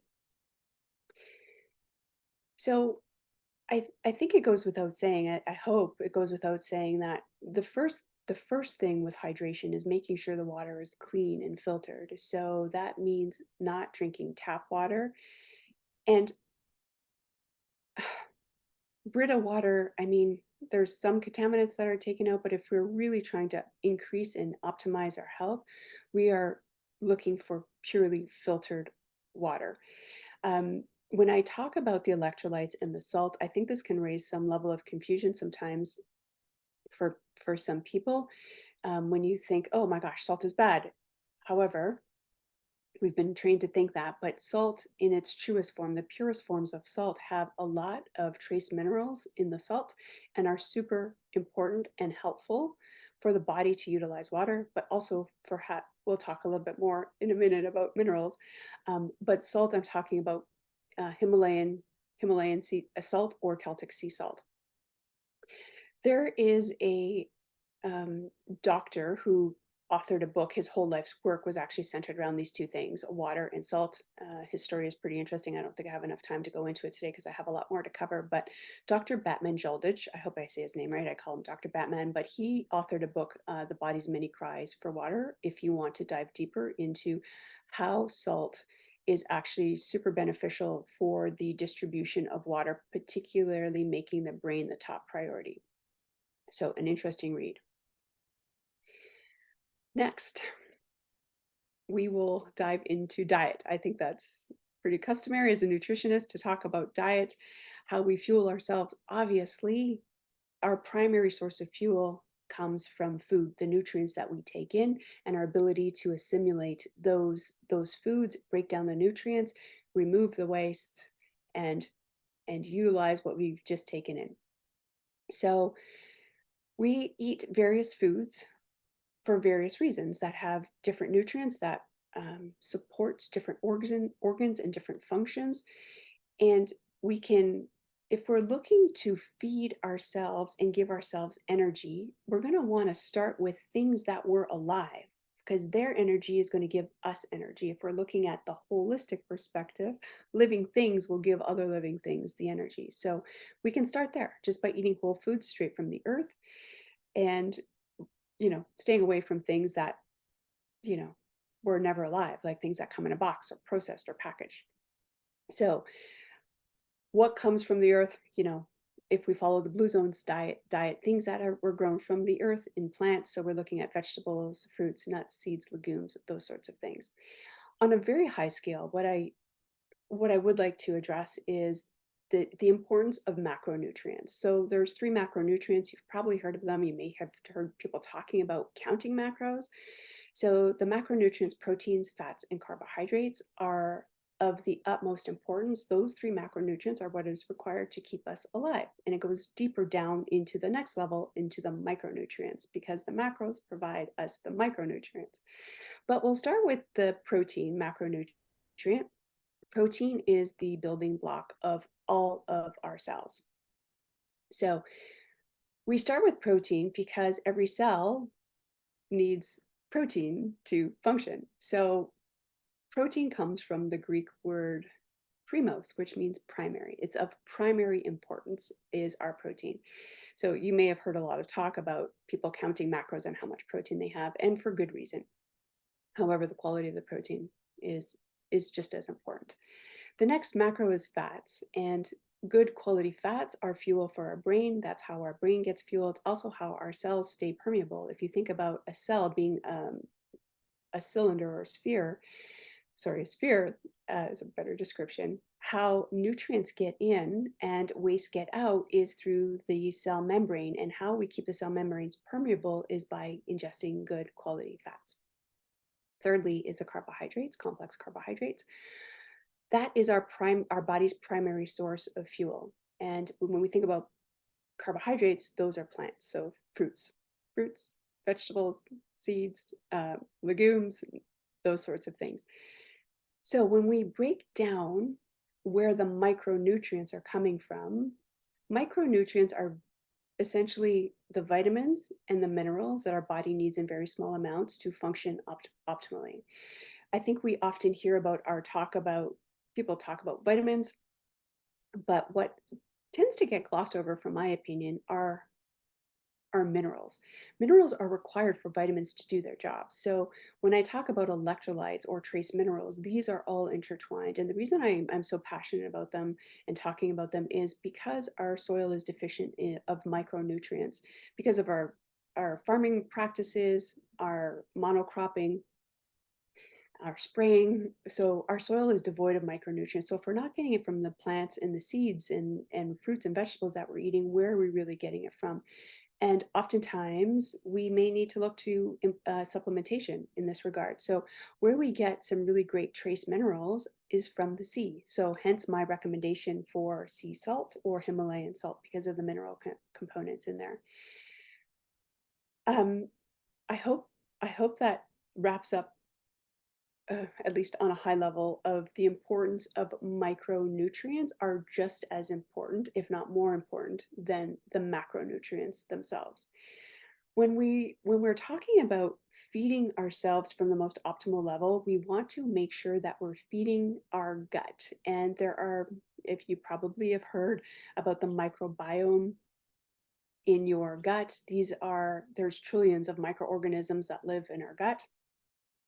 And what we feed that actually sends signals to the brain for our feel-good hormones, our appetite, our mood, our energy. So neurotransmitters like dopamine and serotonin are released depending on what is in our stomach. It's sending signals to the brain. So it's really important to feed our gut good quality whole foods straight from the earth as close as possible, and avoid the packaged, the chemicals, the genetically modifieds, the sugars, because that is going to create inflammation and actually slow down our hormones' abilities to signal back and forth to each other. It can also impair our cognition, how we think, our level of energy. It has such a ripple effect just by the state of our gut. So that's one of the reasons why food is so important, and of course, the foundation of how we fuel our physical bodies. I want to say here that I'm encouraging you to listen to your own body and its own signals. Our body has this beautiful innate wisdom to communicate what it needs, and it communicates by signals. And oftentimes these signals get muffled or shushed or hushed, thinking that, something's wrong or we're just getting older. There is no one diet that is perfect for absolutely everybody. This is my approach. I use very customized nutrition program for every person rather than following blanket kind of trends or diets. I believe in a very custom approach. That's a topic for another time. We can talk about that later if you want to.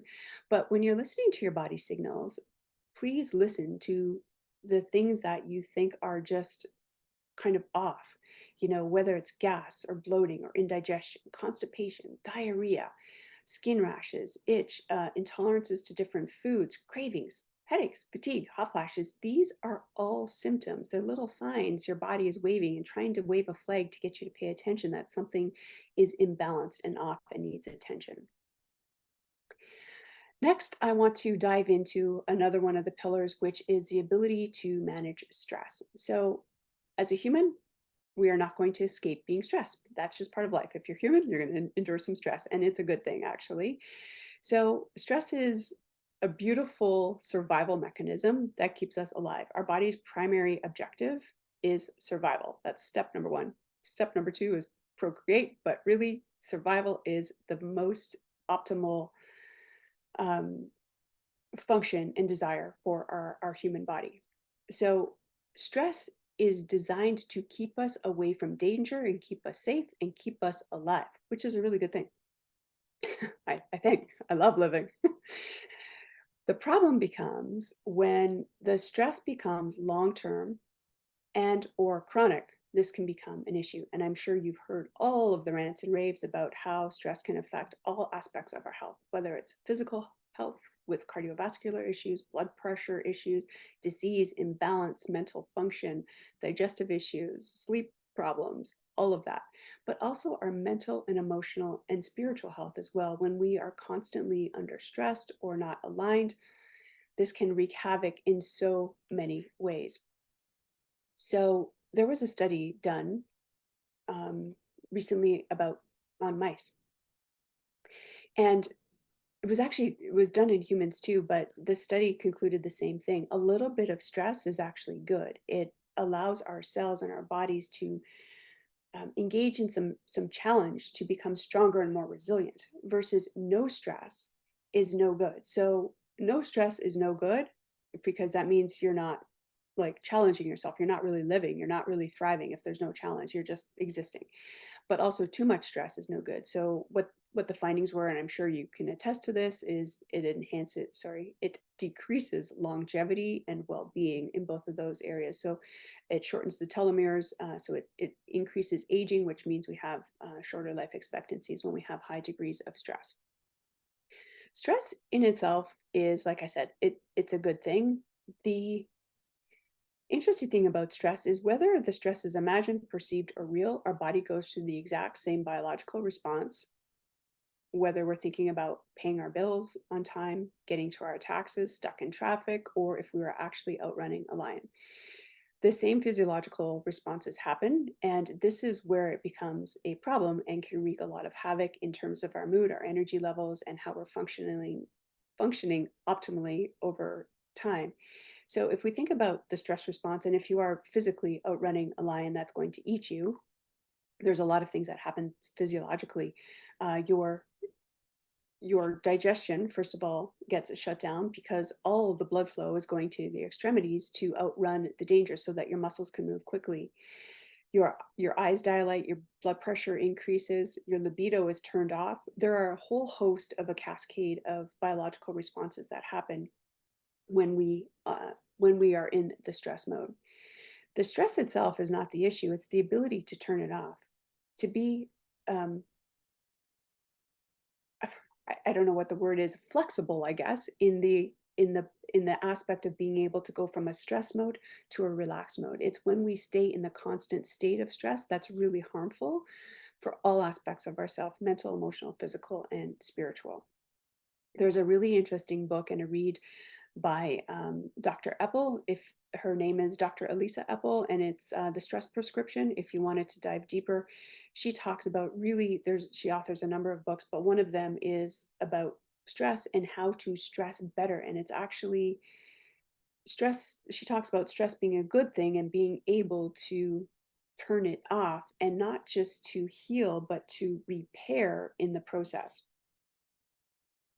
Next, we'll touch on exercise. I think this is pretty blanket information that most of us know, that moving our body is really good for all aspects of our cognition, of our physical being, emotional being, the endorphins, like all aspects of ourselves are infused by exercise. We are meant to move.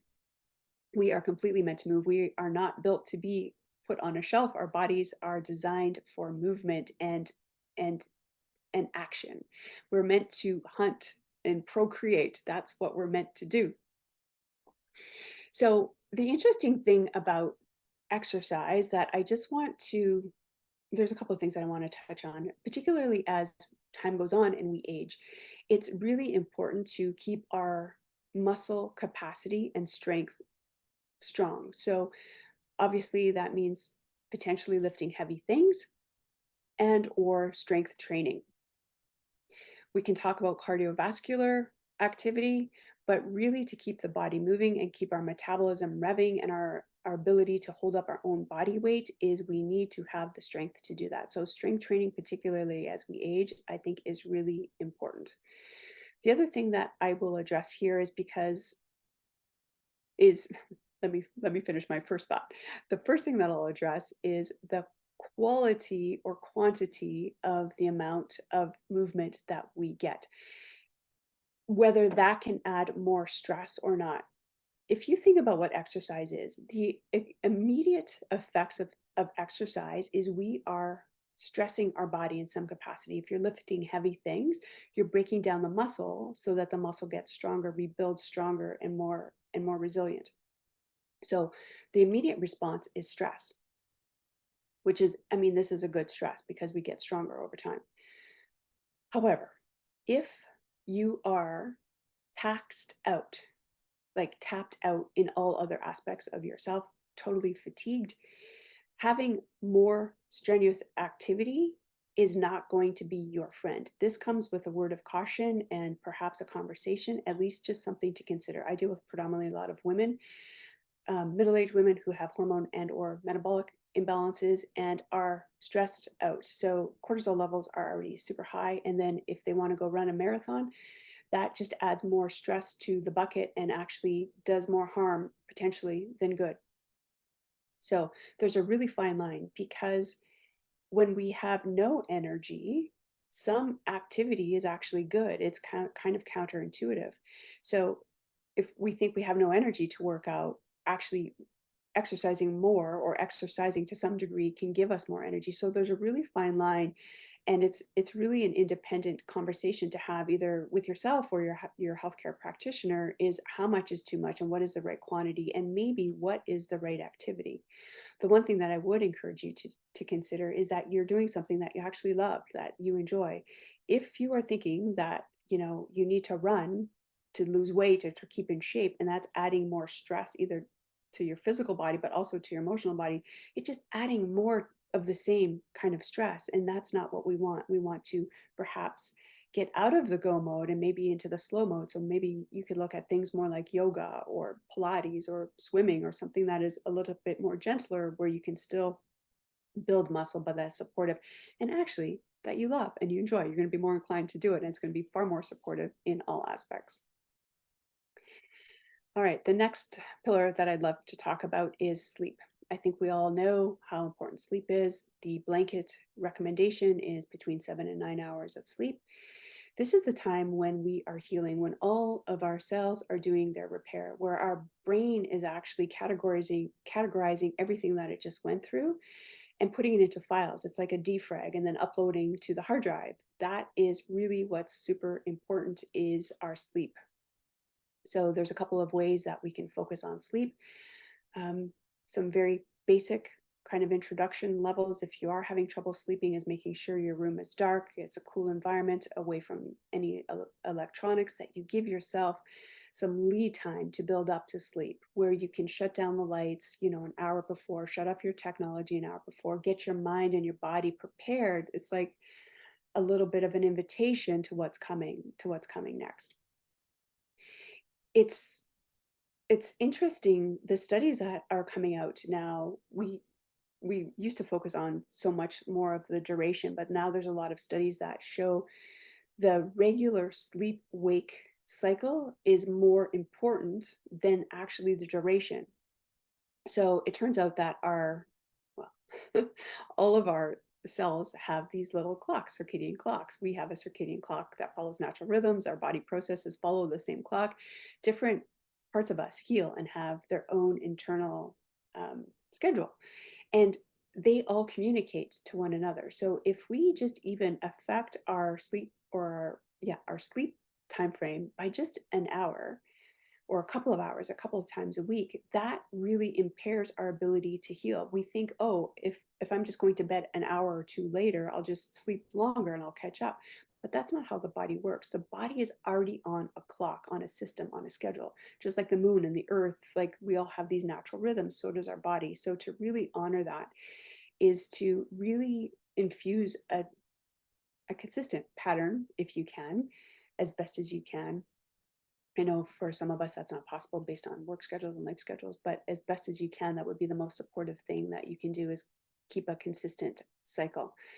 The other thing that I find that really helps with sleep cycles is getting your blood sugar balance. When we talk about macronutrients in our diet, that equates to having balanced meals a few times a day, 3 times a day, with no snacking in between. That's going to regulate insulin levels, so that we can, it's kind of like the key conductor for the rest of the hormone signals, and how we can get melatonin to function a little bit better, and serotonin, is by having some blood sugar balance. So oftentimes our blood sugar and the cascade of the hormonal effect can keep us up at night. So really balancing blood sugar is something to consider. Also, getting morning sunlight, getting exposure to daily sunlight, or in the morning as close as you can to the time that you wake, or even before 10 o'clock, is really helpful. There are some neurons in our eyes that when the sun triggers them, it produces cortisol, and that cortisol then trips the clock to produce melatonin 12 to 14 hours later. So that melatonin, as you may know, is our sleep hormone. So how we regulate our circadian clock and our sleep cycle is by getting light, sunlight and daylight. So light is going to affect our sleeping cycle. So this is why it's important, when you are going to bed, to not turn on any lights. When you get up in the middle of the night, if you have to use the bathroom or do anything or have any screen time, because of the trigger of the rest of the hormonal cascade. There's a really great resource if you want to know more about the morning sunlight. There is a neurobiologist, Andrew Huberman. It's the Huberman Lab podcast. You can find him anywhere. He's on YouTube and or anywhere you have a where you get your podcast. He's really easy to listen to, super smart, and it's there's a lot of really amazing and great health information there as well. I think it's a great resource for you. Lastly, I want to talk about the pillar of connection.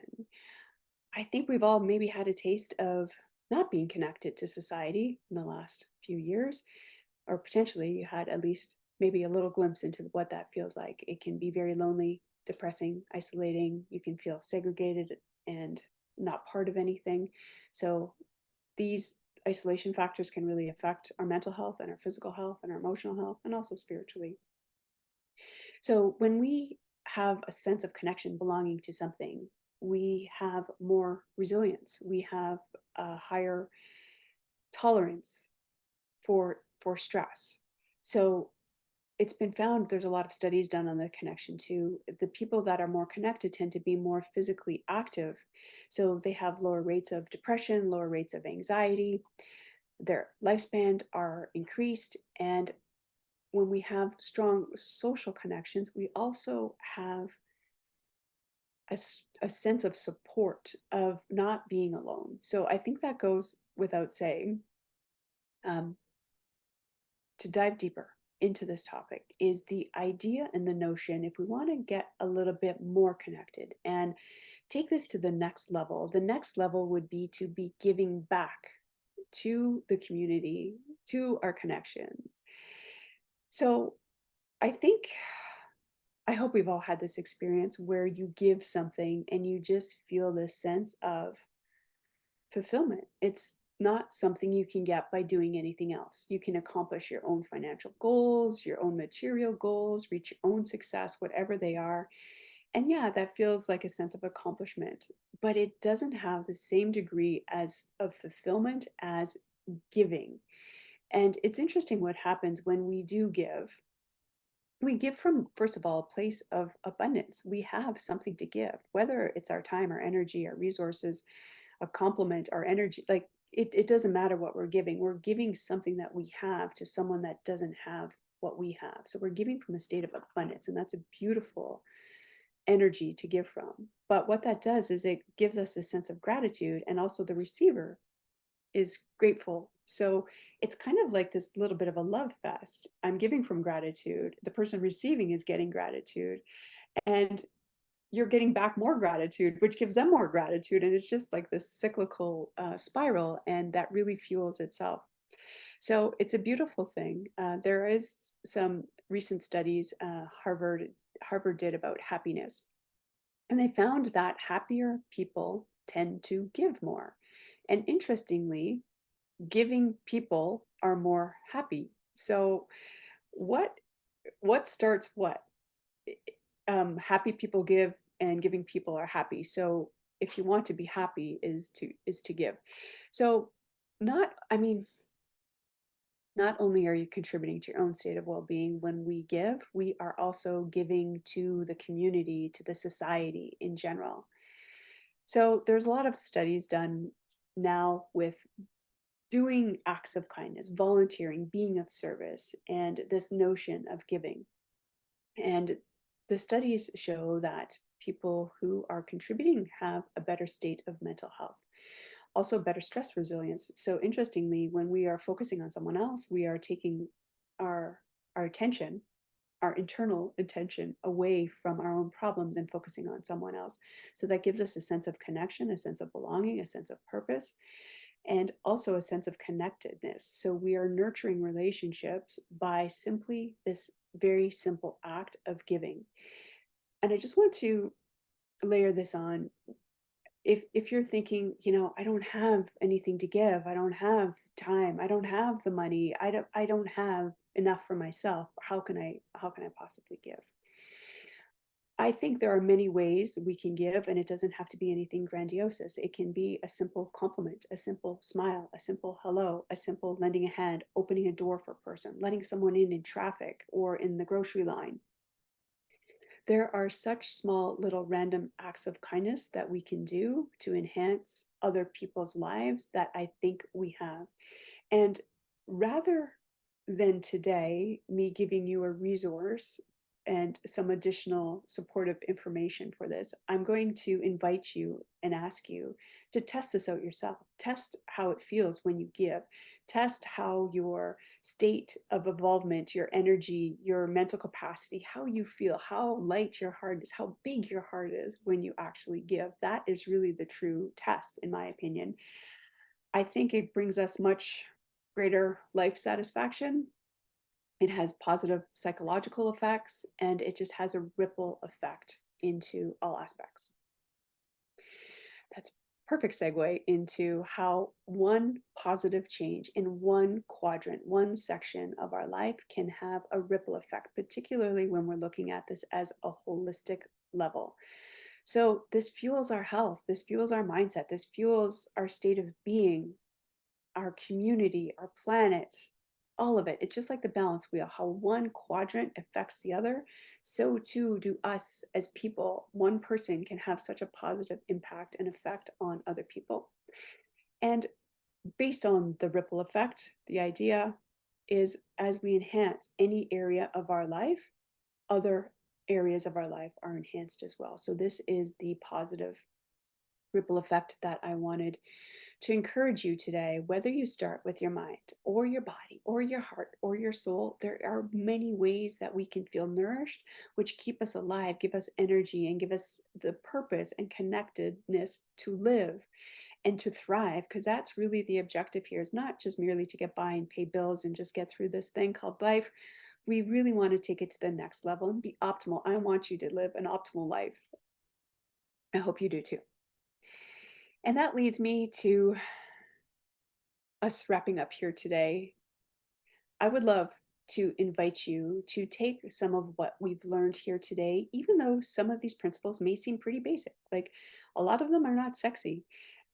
They are just small little habits that we can implement. And for some of you, some of these are already a part of your life, and it's not a big deal. For some of you, some of these things may be a bit of a stretch. It's my hope that you will take this information and embody it. I believe that information is a beautiful thing. Education is a beautiful thing. But until we actually embody and use the things that we know, it's merely a book sitting on the shelf. We haven't actually implemented it.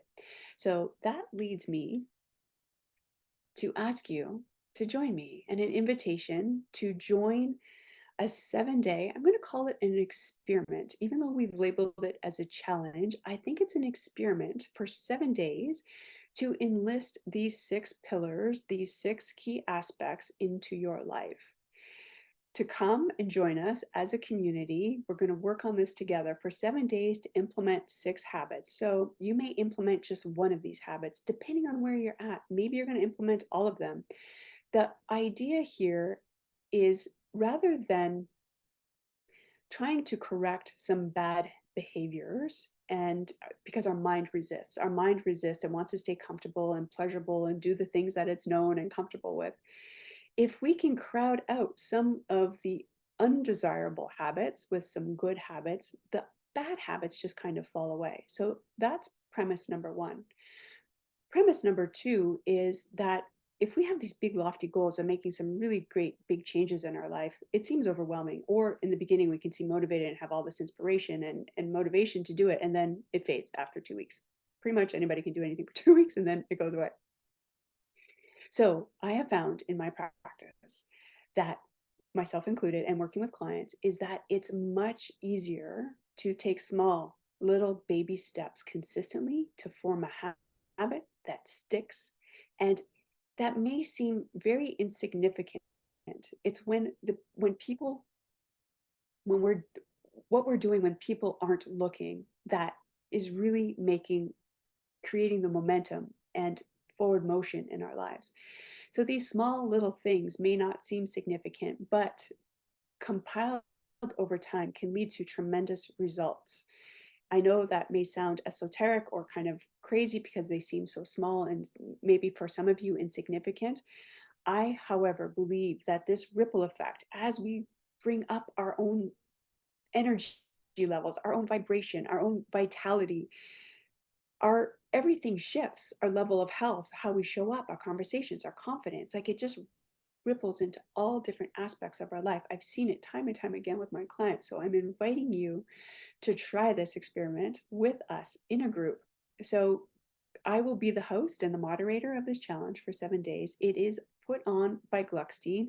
I'm partnering with Gluckstein team. Their team will be doing this challenge as well. And the invitation is to all of you to join us for free. There is no cost to this. It is merely a social experiment. If you want to use it as a challenge between some friends, some family, some colleagues, whatever you want to do, you can certainly use this as a challenge or just as a way to enhance your own life, your own well-being, bring back some vitality, some energy, increase your mood, increase your behaviors, increase your cognition, how you think, how you sleep. Okay, I know that sounds like a lot, but it really is my hope that you join us. And if you can't, if the time isn't right, I hope that you can take some aspect of what you've heard here today and implement just maybe even just one thing. The challenge will be for 1 week. It's going to start on May the 23rd and it'll go to May the 30th. We will provide you all the details. If you have questions, you can let us know. But I look forward, if you like, to joining us. I think it's going to be a lot of fun, particularly from what I hear from what the Gluckstein team has lined up. I hope that you join us. And if you have any questions, my contact information is here. If you want to connect with me on social media, I predominantly hang out on Instagram, kind of sort of. That's my main social media outlet. You can also reach me by email if you have any questions for me. And in closing, I want to thank you. Thank you for your time, your attention, your commitment, your energy that you've invested into yourself and learning about enhancing your well-being. It is now time to implement anything that may be new or inviting to you. And also to Gluckstein team for providing this forum for all of us to unite and for me to partner. It is really my deepest honor and pleasure to be here. And thank you very much. And it was nice to meet you. And I hope to see you somewhere soon. Bye for now.